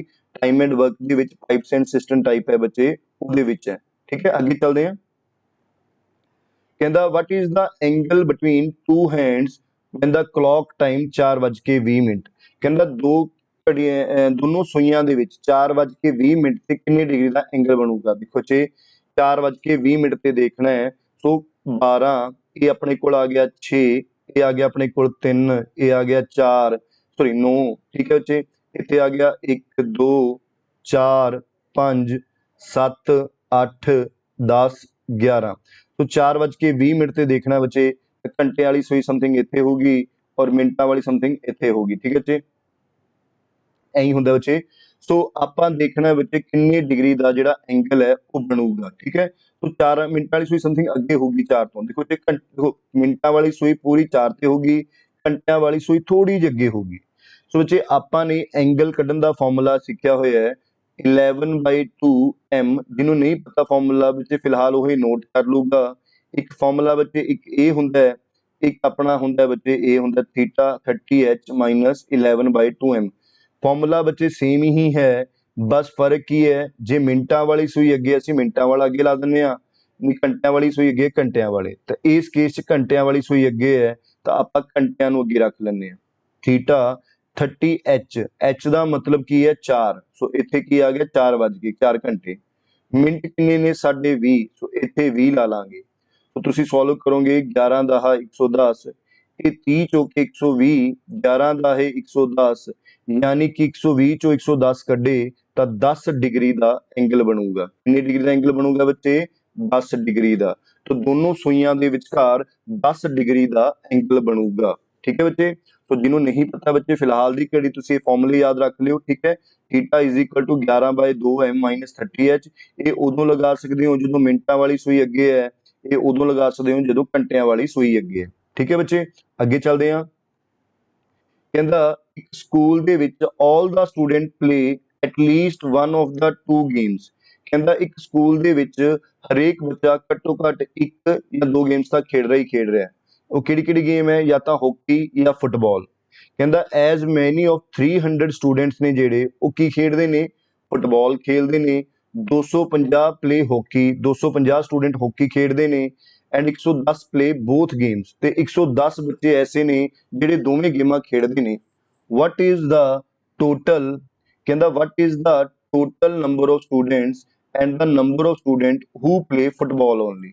ਤਾਂ ਤੁਸੀਂ ਦੱਸਣਾ ਹੈ ਵੀ ਟੋਟਲ ਸਟੂਡੈਂਟ ਕਿੰਨੇ ਨੇ ਤੇ ਕਿੰਨੇ ਸਟੂਡੈਂਟ ਐਸੇ ਨੇ ਜੋ ਸਿਰਫ ਫੁੱਟਬਾਲ ਖੇਡਦੇ ਨੇ। ਤਾਂ ਦੇਖੋ ਬੱਚੇ ਇਸ ਕੁਐਸਚਨ ਨੂੰ ਆਪਾਂ ਯੂਜ਼ਿੰਗ ਵੈਨ ਡਾਇਗਰਾਮ ਕਰਾਂਗੇ। ਤਾਂ ਦੇਖੋ ਤਰੀਕਾ ਕੀ ਹੈ। ਆਪਾਂ ਨੇ ਇੱਕ ਸਰਕਲ ਬਣਾਇਆ, ਇਸ ਸਰਕਲ ਦੇ ਵਿੱਚ ਉਹ ਬੰਦੇ ਲਏ ਜਿਹੜੇ ਬੰਦੇ ਹਾਕੀ ਖੇਡਦੇ ਨੇ ਤੇ ਇੱਕ ਆ ਸਰਕਲ ਲਿਆ, ਇਸ ਸਰਕਲ 'ਚ ਉਹ ਬੰਦੇ ਲਏ ਜਿਹੜੇ ਸਿਰਫ ਫੁੱਟਬਾਲ ਖੇਡਦੇ ਨੇ। ਠੀਕ ਹੈ ਬੱਚੇ। ਤੇ ਹਾਕੀ ਖੇਡਣ ਵਾਲੇ ਕਿੰਨੇ ਬੰਦੇ ਨੇ? ਉਹ ਕਹਿੰਦਾ 300 ਸਟੂਡੈਂਟ ਐਸੇ ਨੇ ਜਿਹੜੇ ਕੱਲ ਫੁੱਟਬਾਲ ਖੇਡਦੇ ਨੇ ਤੇ 250 ਬੰਦੇ ਐਸੇ ਨੇ ਜੋ ਹਾਕੀ ਖੇਡਦੇ ਨੇ। ਯਾਨੀ ਕਿ ਇਸ ਸਰਕਲ ਦੇ ਵਿੱਚ 250 ਬੰਦੇ ਆਣੇ ਚਾਹੀਦੇ ਨੇ। ਠੀਕ ਹੈ, ਵਿੱਚ 250 ਹਾਕੀ ਵਾਲੇ ਨੇ ਔਰ ਇਸ ਬੰਦੇ ਸਰਕਲ ਦੇ ਵਿੱਚ ਫੁੱਟਬਾਲ ਵਾਲੇ ਆਣੇ ਚਾਹੀਦੇ ਨੇ ਜੋ ਕਿ ਕਿੰਨੇ ਨੇ? 300 ਨੇ। ਠੀਕ ਹੈ ਬੱਚੇ। ਤੇ 110 ਐਸੇ ਨੇ ਜੋ ਦੋਨੋਂ ਗੇਮਾਂ ਖੇਡਦੇ ਨੇ। ਤਾਂ 110 ਬੱਚੇ ਇੱਥੇ ਆ ਜਾਣਗੇ।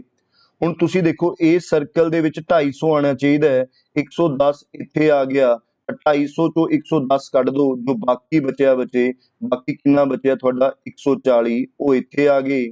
ਹੁਣ ਇਸ ਸਰਕਲ ਦੇ ਵਿੱਚ 300 ਆਣੇ ਚਾਹੀਦੇ ਸੀ, 110 ਇੱਥੇ ਆ ਗਏ ਤਾਂ 190 ਇੱਥੇ ਆ ਗਏ। ਠੀਕ ਹੈ ਬੱਚੇ। ਇਹ ਉਹ ਬੰਦੇ ਨੇ ਜਿਹੜੇ ਜਾਂ ਤਾਂ ਸਿਰਫ ਹਾਕੀ ਖੇਡਦੇ ਨੇ ਜਾਂ ਸਿਰਫ ਫੁੱਟਬਾਲ ਖੇਡਦੇ ਨੇ ਜਾਂ ਸਾਰੀ ਗੇਮਾਂ। ਸੋ ਹੁਣ ਆਪਾਂ ਦੇਖੀਏ ਪਹਿਲਾਂ ਟੋਟਲ ਬੰਦੇ ਕਿੰਨੇ ਹੋ ਗਏ। 140 ਤੇ 110 ਕਿੰਨੇ ਹੋ ਗਏ ਬੱਚੇ? ਆਪਣੇ ਕੋਲ 250, 250 ਤੇ 90, 190 ਜੋੜੇ ਤਾਂ ਕਿੰਨੇ ਹੋ ਗਏ ਬੱਚੇ? ਤੋ ਆਪਾਂ ਕਹਿ ਦਿੰਦੇ ਆ ਟੋਟਲ ਬੰਦੇ ਹੋ ਗਏ ਆਪਣੇ ਕੋਲ 2 ਤੇ 3 9 5 14 3 ਤੇ 440। ਇੱਥੇ ਕਿਤੇ ਗਲਤ ਹੋ ਗਿਆ ਬੱਚੇ, ਆਪਣੇ ਕੋਲ ਦੁਬਾਰਾ ਲਿਖ ਲੈਂਦੇ ਆ। ਦੇਖੋ ਇਹ ਹੋ ਗਏ ਆਪਣੇ ਕੋਲ 440। ਠੀਕ ਹੈ, 440 ਹੋ ਗਏ। ਸੋ 440 ਬੰਦੇ ਟੋਟਲ ਸਟੂਡੈਂਟ ਹੋ ਗਏ ਤੇ ਇਕੱਲੇ ਫੁੱਟਬਾਲ ਵਾਲੇ ਕਿੰਨੇ ਹੋ ਗਏ? 190 ਹੋ ਗਏ। ਤਾਂ ਬਿਲਕੁਲ ਸਹੀ ਸਾਡਾ ਆਨਸਰ ਆਊਗਾ 440 ਤੇ 190, ਯਾਨੀ ਕਿ ਬੀ ਆਪਸ਼ਨ ਸਾਡਾ ਸਹੀ ਆਨਸਰ ਆਊਗਾ। ਦੇਖੋ ਜੀ ਇਹ ਉਹ ਬੰਦੇ ਨੇ 140 ਜਮਾ 110 250, 250 ਤੇ ਪਲੱਸ 190 ਅਸੀਂ ਦੇਖਿਆ 440। ਸੋ 440 ਸਟੂਡੈਂਟ ਟੋਟਲ ਸਟੂਡੈਂਟ ਹੋ ਗਏ ਤੇ ਜਿਹੜੇ ਇਕੱਲੇ ਫੁੱਟਬਾਲ ਖੇਡਦੇ ਨੇ ਉਹ 190 ਨੇ। ਠੀਕ ਹੈ ਦੋਸਤੋ, ਆਓ ਅੱਗੇ ਚੱਲਦੇ ਹਾਂ। अगला क्वेश्चन थोड़ा ब्लड रिलेशन रिलेटेड सी। वो कहता है ए प्लस बी का मतलब है ए इज सन ऑफ बी। यानी कि वो कहता अगर दो बंदियां विचकार प्लस का साइन लग्या होया है तो इसका मतलब पहला परसन दूजे परसन का की है? सन है। यानी कि फर्स्ट परसन दूजे परसन का सन है।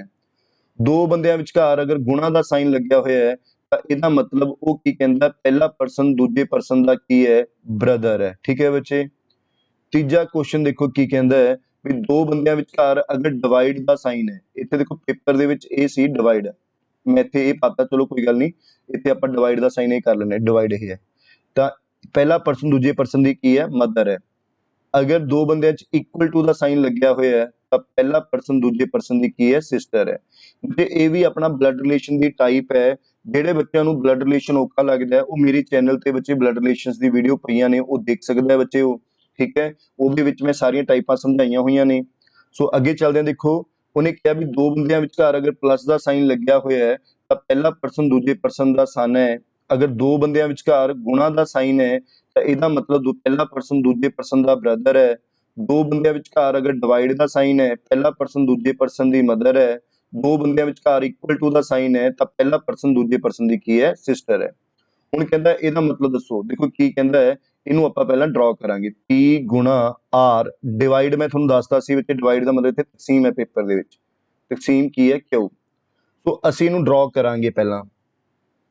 P क्रॉस R ਜਦੋਂ ਦੋ ਬੰਦਿਆਂ ਵਿਚਕਾਰ क्रॉस ਦਾ ਸਾਈਨ ਲੱਗਿਆ ਹੋਵੇ ਇਹਦਾ ਮਤਲਬ ਬ੍ਰਦਰ। ਇਹਦਾ ਮਤਲਬ ਹੋ ਗਿਆ P ਹੈ ਜਿਹੜਾ ਉਹ ਬ੍ਰਦਰ ਯਾਨੀ ਕਿ ਭਰਾ ਹੈ ਕਿਹਦਾ R ਦਾ। P ਭਰਾ ਹੈ R ਦਾ, ਠੀਕ ਹੈ, P ਭਰਾ ਹੈ R ਦਾ।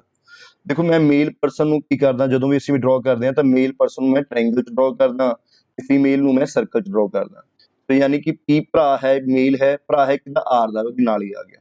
R ਡਿਵਾਈਡ Q, ਹੁਣ ਦੋ ਬੰਦਿਆਂ ਚ ਅਗਰ ਡਿਵਾਈਡ ਲੱਗਿਆ R ਤੇ Q ਚ, ਡਿਵਾਈਡ ਦਾ ਮਤਲਬ ਕੀ ਹੈ ਮਦਰ, ਯਾਨੀ ਕਿ R ਮਦਰ ਹੈ ਯਾਨੀ ਕਿ ਫੀਮੇਲ ਹੈ, ਮਦਰ ਹੈ ਕਿਹਦੀ Q ਦੀ, Q ਨੀਚੇ ਆ ਜਾਊਗਾ। ਸੋ Q ਬਾਰੇ ਸਾਨੂੰ ਪਤਾ ਨਹੀਂ ਉਹ ਮੇਲ ਹੈ ਜਾਂ ਫੀਮੇਲ ਹੈ, ਠੀਕ ਹੈ, ਇਹ ਬ੍ਰਦਰ ਸਿਸਟਰ ਹੋ ਗਏ, Q ਥੱਲੇ। ਦੇਖੋ ਕੀ ਸਹੀ ਹੋ ਸਕਦਾ ਹੈ, ਕਹਿੰਦਾ P ਬ੍ਰਦਰ ਹੈ Q ਦਾ। ਹੁਣ ਤੁਸੀਂ ਦੱਸੋ P ਭਰਾ ਹੈ Q ਦਾ, ਇਹਦੇ ਬਾਰੇ ਨਹੀਂ, ਭਰਾ ਤਾਂ ਨਹੀਂ ਹੈਗਾ ਤਾਂ ਗਲਤ ਹੋ ਗਿਆ। P ਪੈਟਰਨਲ ਅੰਕਲ ਹੈ, ਪੈਟਰਨਲ ਅੰਕਲ ਹੁੰਦਾ ਬੱਚੇ ਚਾਚਾ, P ਚਾਚਾ ਹੈ Q ਦਾ, ਇਹ ਮੰਮੀ ਦਾ ਭਰਾ ਹੈ, P ਮਾਮਾ ਹੈ, ਚਾਚਾ ਨਹੀਂ ਹੈਗਾ, ਯਾਨੀ ਕਿ ਦੂਜਾ ਵੀ ਗਲਤ ਹੈ। P ਮੈਟਰਨਲ ਅੰਕਲ ਹੈ Q ਦਾ, ਹਾਂ P ਮਾਮਾ ਜ਼ਰੂਰ ਹੈ Q ਦਾ। Q ਦਾ ਮਾਮਾ ਕੌਣ ਹੈ, P ਹੈ, ਯਾਨੀ ਕਿ ਸਾਡਾ ਤੀਜਾ ਆਪਸ਼ਨ ਹੈ ਜਿਹੜੀ ਉਹ ਆਂਸਰ ਸਾਡਾ ਕੀ ਹੈ, ਸਹੀ ਹੈ। ਸੋ ਆਂਸਰ ਕੀ ਆ ਜਾਊਗਾ ਇਹਦਾ ਸਹੀ ਬੱਚਿਓ, ਥਰਡ ਵਾਲਾ ਆ ਜਾਊਗਾ।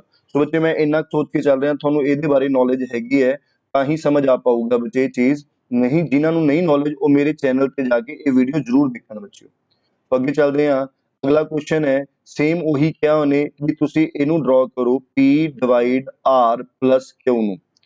तो देखो बच्चे P divide P equal to ਦਾ ਮਤਲਬ ਕਿਸੇ ਬੱਚਿਓ ਸਿਸਟਰ, यानी कि P सिस्टर है, सिस्टर यानी कि फीमेल है, सिस्टर है कि R ਦੀ। R प्लस, प्लस ਦਾ ਮਤਲਬ ਕੀ ਹੈ सन, प्लस ਦਾ ਮਤਲਬ ਕੀ ਹੈ सन, यानी कि R सन है यानी कि मेल है, ਕਿਹਦਾ सन है ਉਹ Q ਦਾ। ਸੋ Q ਉੱਪਰ ਆ ਜਾਊਗਾ। ਹੁਣ Q ਬਾਰੇ ਮੇਲ ਹੈ ਜਾਂ ਫੀਮੇਲ ਹੈ ਇਹ ਸਾਨੂੰ ਨਹੀਂ ਪਤਾ, ਸੋ ਮੈਨੂੰ ਐਂ ਛੱਡ ਦਾਂਗਾ। ਹੁਣ ਕਹਿੰਦਾ ਦੱਸੋ ਕਿਹੜਾ ਸਹੀ ਹੈ, ਕਹਿੰਦਾ P ਆਂਟ ਹੈ Q ਦੀ। ਦੇਖੋ Q ਇਹ ਹੈ ਆਂਟ ਹੈ, ਇਹ ਤਾਂ ਗਲਤ ਹੋ ਗਿਆ। ਇੱਕ ਤਰੀਕੇ ਨਾਲ ਦੇਖੋ, ਸਹੀ ਤਰੀਕੇ ਨਾਲ ਪਤਾ ਲੱਗ ਰਿਹਾ ਵੀ ਜੇ R ਇਹਦਾ ਸਨ ਹੈ ਤਾਂ P ਇਹਦੀ ਕੀ ਹੈ, ਡਾਟਰ ਹੈ, ਯਾਨੀ ਕਿ P ਡਾਟਰ ਹੈ Q ਦੀ। ਇਸ ਤੁਹਾਡਾ ਸੈਕਿੰਡ ਵਾਲਾ ਆਂਸਰ ਕੀ ਹੈ, ਬਿਲਕੁਲ ਸਹੀ ਹੈ, ਤਾਂ P ਡਾਟਰ ਹੈ Q ਦੀ। ਸੋ ਇਹ ਕੁਐਸਚਨ ਤੁਹਾਡਾ ਬਿਲਕੁਲ ਸਹੀ ਹੈ। ਅੱਗੇ ਚੱਲਦੇ ਹਾਂ ਬੱਚਿਓ। ਹੁਣ ਦੇਖੋ ਇਸ ਕੁਐਸਚਨ ਦੇ ਵਿੱਚ ਉਹਨੇ ਕੀ ਕਿਹਾ, ਕਹਿੰਦਾ ਇੱਕ ਮੇਲ ਟ੍ਰੇਨ ਹੈ 150 ਮੀਟਰ ਜਿਹੜੀ ਕਿ ਲੰਬੀ ਹੈ, ਉਹ running from N to S, ਨਾ N to S ਡਾਇਰੈਕਸ਼ਨ ਚੱਲਦੀ ਹੈ, ਜਿਹਦੀ ਸਪੀਡ ਕਿੰਨੀ ਹੈ 60 ਕਿਲੋਮੀਟਰ ਪਰ ਆਰ ਹੈ। N to S ਵਿੱਚ ਤੁਸੀਂ ਜਿਹੜੀ ਮਰਜ਼ੀ ਸਪੀਡ ਬਣਾ ਲਓ, ਠੀਕ ਹੈ। ਮੈਂ ਇੱਕ ਇਹ ਬਣਾ ਲੈਣਾ ਵੀ ਜਿਵੇਂ ਇੱਕ ਹੈ, ਕਹਿੰਦਾ ਇੱਕ ਮੇਲ ਟ੍ਰੇਨ ਹੈ, ਯਾਨੀ ਕਿ ਇੱਥੇ ਇੱਕ ਟ੍ਰੇਨ ਹੈ ਜਿਹੜੀ ਮੇਲ ਟ੍ਰੇਨ ਹੈ ਉਹ N to S ਚੱਲਦੀ ਹੈ, ਯਾਨੀ ਕਿ ਇਹ N ਹੈ ਔਰ ਇਹ S ਵੱਲ ਨੂੰ ਚੱਲਦੀ ਹੈ, ਇਧਰ S ਵੱਲ, ਠੀਕ ਹੈ। ਔਰ ਇਹਦੀ ਲੈਂਥ ਹੈ 150 ਮੀਟਰ, ਉਹ ਕਿੰਨੇ ਦੀ ਸਪੀਡ ਨਾਲ ਚੱਲਦੀ ਹੈ ਬੱਚੇ, 60 ਕਿਲੋਮੀਟਰ ਪਰ ਆਰ ਦੀ ਸਪੀਡ ਨਾਲ ਇਧਰ ਨੂੰ ਚੱਲਦੀ ਹੈ। ਕਹਿੰਦਾ ਇੱਕ ਗੁੱਡ ਟ੍ਰੇਨ ਹੈ ਉਹ ਪੈਰਲਲ ਟਰੈਕ ਤੇ S to N ਚੱਲਦੀ ਹੈ, ਯਾਨੀ ਕਿ ਦੂਜੀ ਟ੍ਰੇਨ ਹੈ ਜਿਹੜੀ ਉਹ ਕੀ ਚੱਲਦੀ ਹੈ S to N, ਯਾਨੀ ਕਿ ਇੱਧਰ ਨੂੰ। ਉਹਦੀ ਲੈਂਥ ਨਹੀਂ ਪਤਾ ਪਰ ਉਹਦੀ ਸਪੀਡ ਕਿੰਨੀ ਹੈ 3/4 ਆਫ ਦਾ ਮੇਲ ਟ੍ਰੇਨ, ਯਾਨੀ ਕਿ ਜਿੰਨੀ ਮੇਲ ਦੀ ਟ੍ਰੇਨ ਦੀ ਸਪੀਡ ਹੈ, ਮੇਲ ਟ੍ਰੇਨ ਦੀ ਸਪੀਡ ਕਿੰਨੀ ਹੈ 60 ਹੈ, ਇਹਦਾ 3/4 ਯਾਨੀ ਕਿ 15। ਸੋ 15 ਤੀਏ 45 ਕਿਲੋਮੀਟਰ ਪਰ ਆਰ, ਤਾਂ ਇਹਦੀ ਸਪੀਡ ਕਿੰਨੀ ਹੈ 45 ਕਿਲੋਮੀਟਰ ਪਰ ਆਰ ਸਪੀਡ ਹੈ, ਠੀਕ ਹੈ ਬੱਚੇ। ਉਹ ਇੱਕ ਦੂਜੇ ਨੂੰ 18 ਸੈਕਿੰਡ ਦੇ ਵਿੱਚ ਕ੍ਰਾਸ ਕਰ ਜਾਂਦੀਆਂ ਨੇ। ਜਿਹੜੀ ਗੁੱਡ ਟ੍ਰੇਨ ਯਾਨੀ ਕਿ ਇਸ ਟ੍ਰੇਨ ਦੀ ਲੈਂਥ ਪਤਾ ਕਰਨੀ ਹੈ। ਸਮਝ ਆਇਆ ਬੱਚੇ। ਦੇਖੋ ਇੱਕ ਟ੍ਰੇਨ ਹੈ ਜਿਹੜੀ ਉਹ ਇਧਰੋਂ ਆ ਰਹੀ ਹੈ, ਉਹਦੀ ਸਪੀਡ ਕਿੰਨੀ ਹੈ 150 ਕਿਲੋਮੀਟਰ ਹੈ, ਔਰ ਇਧਰ ਵਾਲੀ ਟ੍ਰੇਨ ਦੀ ਲੈਂਥ ਪਤਾ ਨਹੀਂ, ਇਹ 60 ਕਿਲੋਮੀਟਰ ਪਰ ਆਰ ਦੀ ਸਪੀਡ ਇਹਨੂੰ ਇਧਰ ਨੂੰ ਜਾ ਰਹੀ ਹੈ, ਇਹ 15 ਕਿਲੋਮੀਟਰ ਪਰ ਆਰ ਦੀ ਸਪੀਡ ਮਤਲਬ ਯਾਨੀ ਕਿ 45 ਕਿਲੋਮੀਟਰ ਪਰ ਆਰ ਦੀ ਸਪੀਡ ਨਾਲ ਇਧਰ, ਇਹ ਓਪੋਜ਼ਿਟ ਡਾਇਰੈਕਸ਼ਨ 'ਚ ਜਾ ਰਹੀਆਂ ਨੇ। ਦੇਖੋ ਬੱਚੇ ਜੇ ਤਾਂ ਤੁਹਾਨੂੰ ਫੰਡਾ ਯਾਦ ਹੈ ਇਹਦਾ, ਤਾਂ ਤੁਸੀਂ ਇਹ ਕਹਿ ਸਕਦੇ ਹੋ ਵੀ ਜਦੋਂ ਓਪੋਜ਼ਿਟ ਡਾਇਰੈਕਸ਼ਨ ਦੇ ਵਿੱਚ ਹੋਣ ਤਾਂ ਦੋਨੋਂ ਟ੍ਰੇਨਾਂ ਦੀ ਲੈਂਥ ਕੀ ਹੁੰਦੀ ਹੈ, ਐਡ ਹੁੰਦੀ ਹੈ, ਸਪੀਡ ਕੀ ਹੁੰਦੀ ਹੈ ਬੱਚੇ ਇਹਨਾਂ ਦੀ, ਪਲੱਸ ਹੁੰਦੀ ਹੈ। ਇਹ ਕਨਸੈਪਟ ਬੱਚੇ ਮੇਰੇ ਇਸ ਚੈਨਲ ਤੇ ਟ੍ਰੇਨਸ ਵਾਲਾ ਚੈਪਟਰ ਹੈ, ਤੁਸੀਂ ਦੇਖ ਸਕਦੇ ਹੋ ਉਸ ਤੋਂ। ਨਹੀਂ ਮੈਂ ਤੁਹਾਨੂੰ ਲੌਜਿਕ ਵਾਈਜ਼ ਥੋੜਾ ਜਿਹਾ ਹੁਣ ਸਮਝਾ ਵੀ ਦਵਾਂਗਾ। ਪਹਿਲਾਂ ਮੈਂ ਇਸ ਲੌਜਿਕ ਜਿਨ੍ਹਾਂ ਨੂੰ ਯਾਦ ਹੈ ਮੈਂ ਉਸ ਤਰੀਕੇ ਨਾਲ ਸਮਝਾਦਾ। ਦੇਖੋ ਟਾਈਮ ਦਿੱਤਾ ਹੋਇਆ ਸਾਨੂੰ 18 ਸੈਕਿੰਡ, ਪਹਿਲੀ ਟ੍ਰੇਨ ਦੀ ਲੈਂਥ ਹੈ 150 ਮੀਟਰ, ਦੂਜੀ ਟ੍ਰੇਨ ਦੀ ਲੈਂਥ ਸਾਨੂੰ ਪਤਾ ਨਹੀਂ, ਅਸੀਂ x ਮੰਨ ਲਈ, ਦੋਨੋਂ ਦੀ ਸਪੀਡ ਅਸੀਂ ਕੀ ਕਰਨੀ ਹੈ ਪਲੱਸ, ਯਾਨੀ ਕਿ ਇਹ 60 ਹੈ ਇਹ 45 ਹੈ, 60 ਤੇ 45 ਕਿੰਨਾ ਹੋ ਗਿਆ 105, ਇਹ ਕਿਲੋਮੀਟਰ ਹੈ, ਇਸ ਲਈ ਇਹਨੂੰ 5/18 ਨਾਲ ਗੁਣਾ ਕਰਤਾ। ਹੁਣ ਦੇਖੋ ਬੱਚੇ ਇਹ ਇਧਰ ਗੁਣਾ ਹੋ ਜਾਊਗਾ, ਇਹ ਹੋ ਗਿਆ ਤੁਹਾਡਾ 18 ਗੁਣਾ 105 ਗੁਣਾ 5/18 ਬਰਾਬਰ ਹੈ 150 ਜਮਾ x। 18 ਨਾਲ 18 ਕੱਟ ਗਿਆ, ये हो गया थोड़े कोल 5 5 25 525, ठीक है 525 यानी कि 150 प्लस एक्स हो गया। तो इथों एक्स की वैल्यू तुसी कर लोगे, एक्स की वैल्यू होगी 525, ये प्लस का 150 है थोड़ा पर जाके माइनस हो जाऊगा, तो थोड़ा आंसर जोड़ा आ जाऊगा बच्चे थोड़ा 375 आ जाऊगा। यानी कि गुड ट्रेन की लेंथ है जी बच्चे वो 375 आ जाऊगी। दोबारा देखो बच्चे ये फंडा होंगे भी दोनों ट्रेन अगर सेम डायरेक्शन के जा रही ने तो दोनों ट्रेन की लेंथ की होगी ऐड होगी, स्पीड की होगी प्लस होगी। सो असी उस तरीके नाल इहनूं सॉल्व कर लिता बच्चे, तो साडी एक्स की वैल्यू कितनी आ गई 375 आ गई। आओ अगे चलते हैं। सो बच्चे ये क्वेश्चन भी एक DI का क्वेश्चन आया सी, बड़ा अच्छा क्वेश्चन सी बच्चे। देखो क्वेश्चन की कहंदा, कहंदा एक इंस्टीट्यूट है जिहदे विच सानू कुछ पार्शियल इनफॉर्मेशन अवेलेबल है gender wise performance of MBA students. जिहड़े MBA स्टूडेंट्स ने उन्हां दी जेंडर वाइज कुछ परफॉर्मेंस दित्ती हुई है और उहदे दसे हुए ने मेल फीमेल ते टोटल गुड किन्ने ने, एक्सलेंट किन्ने ने ते टोटल फीमेल्स किन्नियां ने। यानी कि सानू कुछ डाटा इहदे विच अपने आप भरना सी। वो कहंदा additional information was also available as under. उन्हें की किया half of the student were either excellent और गुड। यानी कि जिन्ने भी टोटल स्टूडेंट ने उहदे विचों अद्धे स्टूडेंट या तो हो एक्सीलेंट ने या कि ने हो गुड ने। उन्हें किया 40% of the students were female. यानी कि जिन्ने भी टोटल स्टूडेंट्स ने उसका 40%, टोटल स्टूडेंट का 40% की ने फीमेल्स ने, और फीमेल सानू पता ने बच्चे किनिया ने 32 ने। तो इथों असी टोटल नंबर ऑफ स्टूडेंट्स कढ़ लांगे भी टोटल नंबर ऑफ स्टूडेंट्स किन्ने आ गए बच्चे, ये 100 ऊपर चला गया 40 नीचे आ गया।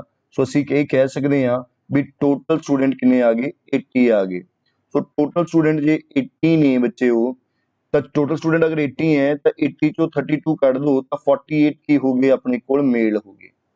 ठीक है बच्चे देखो ध्यान नाल सानू ये दिता होया सी भी 32 की ने फीमेल्स ने। सो सानू दस्या है 40% of the total students are female. जिन्ने भी टोटल स्टूडेंट्स ने ओदा 40% कढ़िया जो कि 32 है, तो ये फीमेल्स ने, तो टोटल स्टूडेंट किन्ने आ गए साडे कोल 80 आ गए। ठीक है बच्चे जे 80 टोटल स्टूडेंट्स ने तो 32 फीमेल्स ने तो मेल किन्ने आ गए 48 आ गए। उन्हें क्या 1/3 of the male were students were average. यानी कि 1/3 of the students male students were average. यानी कि अच्छा हुण एक गल पहली गल इन्हों नोट्स रोकते थोड़ा जा, पहली स्टेटमेंट ते चलते हैं। यानी कि half of the students were either excellent और गुड। यानी कि जिन्ने भी टोटल स्टूडेंट्स ने ओदा हाफ स्टूडेंट या तो एक्सीलेंट ने या गुड ने। हाफ कितना हो गया देखो 80 का हाफ हो गया 40, 40 ਦੇ ਵਿੱਚੋਂ 30 ਤਾਂ ਗੁੱਡ ਹੈਗੇ ਹੀ ਨੇ ਔਰ ਇਹ ਕਿੰਨੇ ਹੋਣਗੇ 10 ਹੋਣਗੇ। 30 10 40 ਹੋ ਗਈ ਨਾ ਬੱਚੇ, ਇਹਦਾ ਮਤਲਬ 30 ਇਹ ਹੋ ਗਏ 10 ਇਹ ਹੋ ਗਏ 40 ਤੇ ਬਾਕੀ ਦੇ ਜਿਹੜੇ 40 ਨੇ ਉਹ ਕੀ ਨੇ ਐਵਰੇਜ ਨੇ। ਠੀਕ ਹੈ ਬਾਕੀ ਦੇ 40 ਕੀ ਹੋ ਗਏ ਐਵਰੇਜ ਹੋ ਗਏ। ਹੁਣ ਉਹਨੇ ਕੀ ਕਿਹਾ 1/3 of the male student average.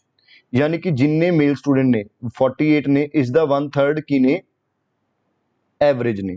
यानी कि 16 स्टूडेंट हैं जेडे वो एवरेज ने। मेल स्टूडेंट कितने एवरेज ने 16 और बाकी फीमेल्स कितनी एवरेज ने, तो 40 चो 16 कट दो कितना आ गया 24 हो गया। ठीक है बच्चे 24 स्टूडेंट्स गर्ल्स भी एवरेज हो गई। देखो बच्चे जिन्ने भी मेल्स ने 48 ने उसका 1/3 कढ़िया यानी कि 16 मेल एवरेज ने, तो बाकी 40 दे विचों 16 कट दो 24 फीमेल्स एवरेज हो गई। ठीक है बच्चे सो 24 अगर ये 30 ने तो 24 अच्छा 32 फीमेल्स, फीमेल्स कितने ज्यादा ने 32, तो इतने देखो 0 ही आऊगा क्योंकि 10 बनना चाहिए था। 24 ये हो गया तो फीमेल्स कितनी गुड हो गई 8 हो गई। और देखो ये 16 ये हो गया 10 ये हो गया तो मेल कितने गुड हो गए बच्चे 22 हो गए। सो असी ये डाटा फिल कर लिया बच्चे। दोबारा देखो बच्चे उन्हें पहली गल तो सानू दिता भी 40% of the students were female. यानी कि जिन्ने भी टोटल स्टूडेंट्स ने ओदा 40% कढ़िया यानी कि कितना आया 32, तो टोटल स्टूडेंट साडे कोल कितने आ गए 80 आ गए। टोटल स्टूडेंट कितने आ गए 80। उन्हां 80 दे विचों 32 फीमेल्स ने तो मेल कितने हो गए बच्चे 48 हो गए। हुण उन्हें की कहा भी जिन्ने टोटल स्टूडेंट्स ने ओदा हाफ एक्सीलेंट ने या गुड ने। हुण टोटल स्टूडेंट 80 ने 80 का हाफ कितना हो गया 40। यानी कि 40 स्टूडेंट या तो वो गुड ने या एक्सीलेंट। सानू एक्सीलेंट पता ने देखो ये पता सी साडे कोल 30 ने, जे ये 30 ने बच्चे हो तो आ किन्ने हो गए 10 हो गए। वो क्लियर हो गए। ਹੁਣ 80 ਚੋਂ 40 ਇਹ ਹੋ ਗਏ, ਤੇ ਯਾਨੀ ਕਿ 40 ਕੀ ਹੋ ਗਏ, ਐਵਰੇਜ ਹੋ ਗਏ।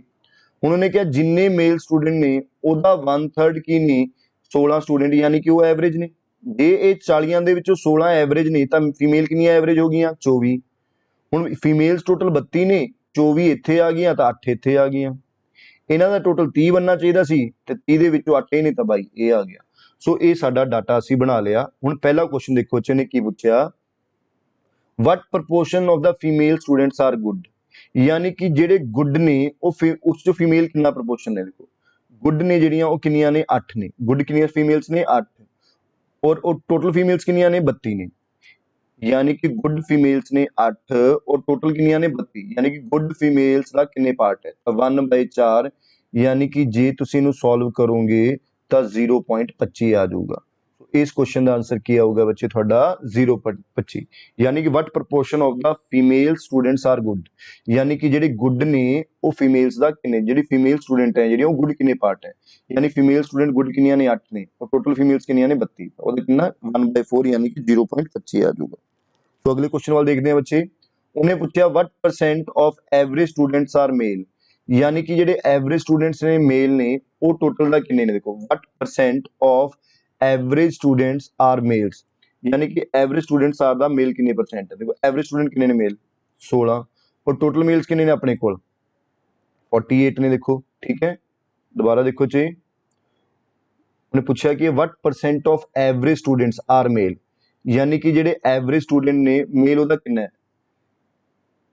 एवरेज स्टूडेंट 16 है, 16 ਦੇ ਵਿੱਚੋਂ ਮੇਲ ਕਿੰਨਾ। ਦੇਖੋ ਇਹਦਾ ਸਿੱਧਾ ਹੀ ਹੋ ਜਾਊਗਾ 16 डिवाइडेड बाय 40 गुणा 100 कर दिए तो अपने इत्थों कितना आंसर आ जाऊगा, 40% आ जाऊगा। कितना आ जाऊगा बच्चे, 40% आ जाऊगा। इसका आंसर क्या होगा, 40% आ जाऊगा। ठीक है बच्चे, सो अगे चलते हैं। उन्हें की कहा, इफ 24 जून 2021 ਨੂੰ ਥਰਸਡੇ ਸੀ, इफ 24 जून 2021 ਨੂੰ Thursday C, what must be the day of the week on 24 ਜੂਨ 2019। तो 24 ਜੂਨ 2019 ਨੂੰ ਦੱਸੋ ਬੱਚਿਓ ਕਿਹੜਾ ਦਿਨ ਸੀ। ਠੀਕ ਹੈ ਬੱਚੇ, ਹੁਣ ਦੇਖੋ ਬੱਚਿਓ ਨੇ ਕੀ ਕਿਹਾ, ਸਾਨੂੰ 24 ਜੂਨ 2021 ਨੂੰ ਥਰਸਡੇ ਸੀ, 24 ਜੂਨ 2021 ਨੂੰ ਥਰਸਡੇ ਸੀ, ਤਾਂ ਉਹਨੇ ਪੁੱਛਿਆ ਕੀ ਹੈ 24 ਜੂਨ 2019 ਨੂੰ ਕੀ ਹੋਊਗਾ।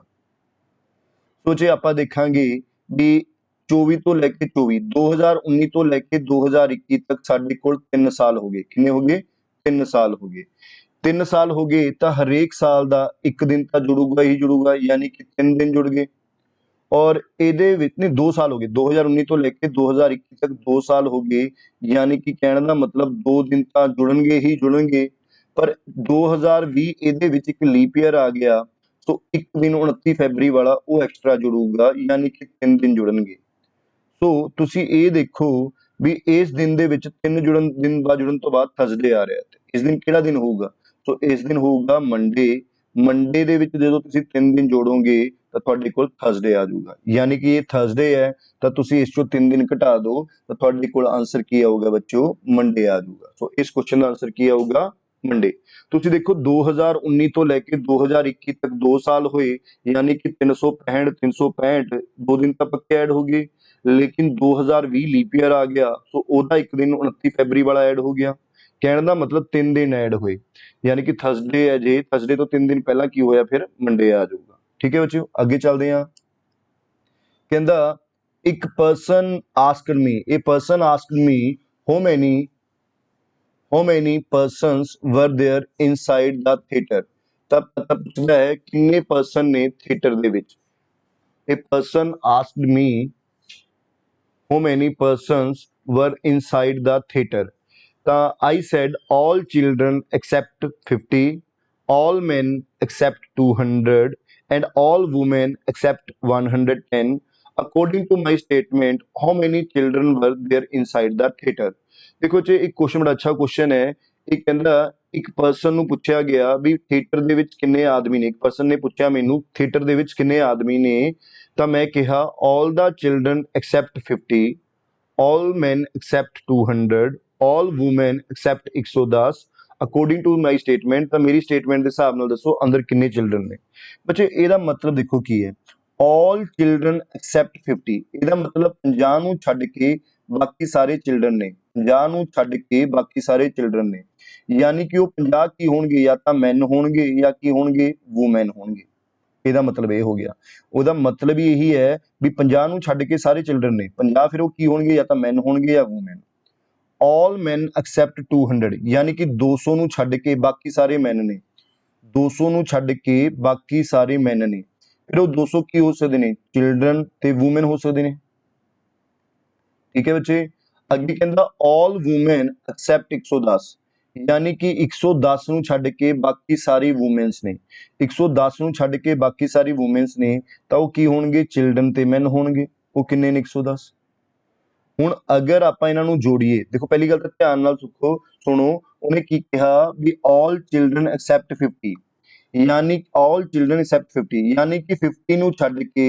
ਬਾਕੀ ਸਾਰੇ ਦੇ ਸਾਰੇ ਕੀ ਨੇ ਚਿਲਡਰਨ ਨੇ ਜੇ ਉਹ 50 ਨੂੰ ਛੱਡ ਕੇ ਬਾਕੀ ਦੇ ਸਾਰੇ ਚਿਲਡਰਨ ਨੇ ਤਾਂ ਉਹ 50 ਕੀ ਹੋ ਗਏ ਜਾਂ ਤਾਂ ਮੈਨ ਹੋ ਗਏ ਤੇ ਵੂਮਨ ਹੋ ਗਏ ਠੀਕ ਹੈ ਮੈਨ ਤੇ ਵੂਮਨ ਦੋਨੋਂ ਹੀ ਹੋਣਗੇ all men except 200 ਯਾਨੀ ਕਿ 200 ਨੂੰ ਛੱਡ ਕੇ ਬਾਕੀ ਸਾਰੇ ਮੈਨ ਨੇ ਤਾਂ ਉਹ ਕੀ ਹੋ ਗਏ 200 ਕੀ ਹੋਣਗੇ ਜਾਂ ਚਿਲਡਰਨ ਤੇ ਵੂਮਨ ਹੋਣਗੇ all women except 110 ਯਾਨੀ ਕਿ 110 ਨੂੰ ਛੱਡ ਕੇ ਬਾਕੀ ਸਾਰੀ ਵੂਮਨਸ ਨੇ ਤਾਂ ਉਹ 110 ਚਿਲਡਰਨ ਤੇ ਮੈਨ ਹੋਣਗੇ ਠੀਕ ਹੈ ਬੱਚੇ ਸੋ ਜੇ ਇਹਨੂੰ ਨਾ ਜੋੜੀਏ ਤਾਂ ਇਹਦੇ ਵਿੱਚ 2 ਵਾਰੀ ਮੈਨ ਜੁੜਿਆ 2 ਵਾਰੀ ਵੂਮਨ ਜੁੜੀਆਂ ਤੇ 2 ਵਾਰੀ ਚਿਲਡਰਨ ਸੋ ਇਹਨਾਂ ਦਾ ਜੋੜ ਆ ਗਿਆ ਸਾਡੇ ਕੋਲ 0 5 1 6 360 ਦੋ ਨੂੰ ਅਸੀਂ ਕਾਮਨ ਕੱਢਿਆ ਮੈਨ ਵੂਮਨ ਤੇ ਚਿਲਡਰਨ ਇਹਨਾਂ ਦਾ ਜੋੜ 360 ਹੈ ਸੋ ਇਹਦਾ ਮਤਲਬ ਮੈਨ ਵੂਮਨ ਤੇ ਚਿਲਡਰਨ ਇਹਨਾਂ ਦਾ ਜੋੜ ਕਿੰਨਾ ਹੋ ਗਿਆ 360 ਡਿਵਾਈਡਡ ਬਾਈ 2 ਯਾਨੀ ਕਿ 180 ਆ ਗਿਆ ਸੋ ਮੈਨ ਵੂਮਨ ਤੇ ਚਿਲਡਰਨ ਇਹ ਸਾਰੇ ਮਿਲਾ ਕੇ ਕਿੰਨੇ ਨੇ 180 ਨੇ ਸਾਡੇ ਕੋਲ ਪਰ ਉਹਦੇ ਵਿੱਚੋਂ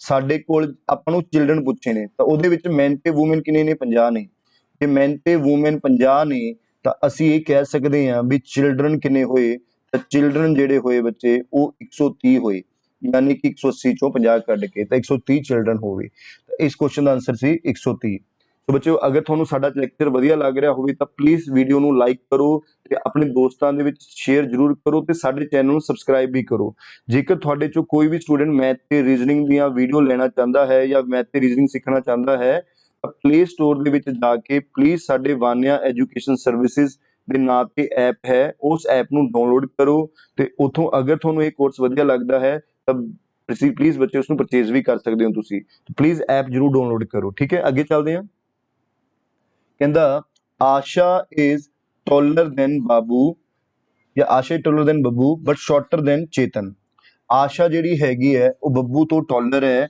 ਬਟ ਚੇਤਨ ਤੋਂ ਕੀ ਹੈ ਛੋਟੀ ਹੈ ਆਸ਼ਾ ਜਿਹੜੀ ਹੈਗੀ ਹੈ ਉਹਨੇ ਕੀ ਕਿਹਾ ਉਹ ਬੱਬੂ ਤੋਂ ਟਾਲਰ ਹੈ ਯਾਨੀ ਕਿ ਬਾਬੂ ਤੋਂ ਟਾਲਰ ਹੈ ਆਸ਼ਾ ਉੱਪਰ ਆ ਗਈ ਤੇ ਬਾਬੂ ਉਸਦੇ ਥੱਲੇ ਡਰਾ ਕਰ ਦਾਂਗੇ ਤੇ ਉਹ ਚੇਤਨ ਤੋਂ ਛੋਟੀ ਹੈ ਯਾਨੀ ਆਸ਼ਾ ਚੇਤਨ ਤੋਂ ਛੋਟੀ ਹੈ ਤੇ ਚੇਤਨ ਨੂੰ ਉਸਦੇ ਉੱਪਰ ਡਰਾ ਲਿਖ ਦਾਂਗੇ ਠੀਕ ਹੈ ਬੱਚੇ Dimple is taller than Isha Dimple taller ਹੈ ਕਿਸ ਤੋਂ ਈਸ਼ਾ ਤੋਂ Isha who is taller than Chandan Chetan Dimple ਜਿਹੜੀ ਕਿ ਟਾਲਰ ਹੈ ਬੱਚੇ ਕਿਸ ਤੋਂ ਈਸ਼ਾ ਤੋਂ ਤੇ ਈਸ਼ਾ ਟਾਲਰ ਹੈ ਕਿਸ ਤੋਂ ਚੇਤਨ ਤੋਂ ਈਸ਼ਾ ਟਾਲਰ ਹੈ ਚੇਤਨ ਤੋਂ ਤਾਂ ਈਸ਼ਾ ਇੱਥੇ ਆ ਗਿਆ ਬੱਚੇ ਚੇਤਨ ਤੋਂ ਟਾਲਰ ਹੈ ਉਸ ਤੋਂ ਟਾਲਰ ਕੌਣ ਹੈ ਡਿੰਪਲ ਹੈ ਤਾਂ ਅਸੀਂ ਇਹ ਡਰਾ ਕਰ ਦਾਂਗੇ ਉਹਨੇ ਪੁੱਛਿਆ who is the ਟਾਲੈਸਟ in the group ਸਭ ਤੋਂ ਟਾਲੈਸਟ ਕੌਣ ਹੈ ਸਭ ਤੋਂ ਉੱਪਰ ਡਿੰਪਲ ਹੈ ਸੋ ਅਸੀਂ ਕਹਿ ਦਾਂਗੇ ਸਭ ਤੋਂ ਜ਼ਿਆਦਾ ਗਰੁੱਪ ਦੇ ਵਿੱਚ ਕੌਣ ਟਾਲਰ ਹੈ ਡਿੰਪਲ ਟਾਲਰ ਹੈ ਠੀਕ ਹੈ ਬੱਚਿਓ ਸੋ ਉਮੀਦ ਕਰਦਾ ਹਾਂ ਤੁਹਾਨੂੰ ਇਹ ਸਾਡਾ ਲੈਕਚਰ ਅੱਜ ਦਾ ਛੋਟੀ ਜੀ ਕੋਸ਼ਿਸ਼ ਵਧੀਆ ਲੱਗੀ ਹੋਊਗੀ ਸੋ ਆਵਾਂਗੇ ਅਗਲੇ ਲੈਕਚਰ ਦੇ ਵਿੱਚ ਕੁਝ ਲੈ ਕੇ ਕੁਐਸਚਨ ਇਹਦੇ ਨਾਲ ਦੇ ਜੋ ਬਾਕੀ ਬਚਦੇ ਨੇ so thank you so much ਅਗਰ ਵੀਡੀਓ ਵਧੀਆ ਲੱਗਿਆ ਹੋਵੇ ਤਾਂ ਸਾਡੇ ਚੈਨਲ ਨੂੰ ਜਰੂਰ ਲਾਈਕ ਕਰਿਓ ਤੇ ਸ਼ੇਅਰ ਜ਼ਰੂਰ ਕਰਿਓ ਥੈਂਕ ਯੂ ਸੋ ਮਚ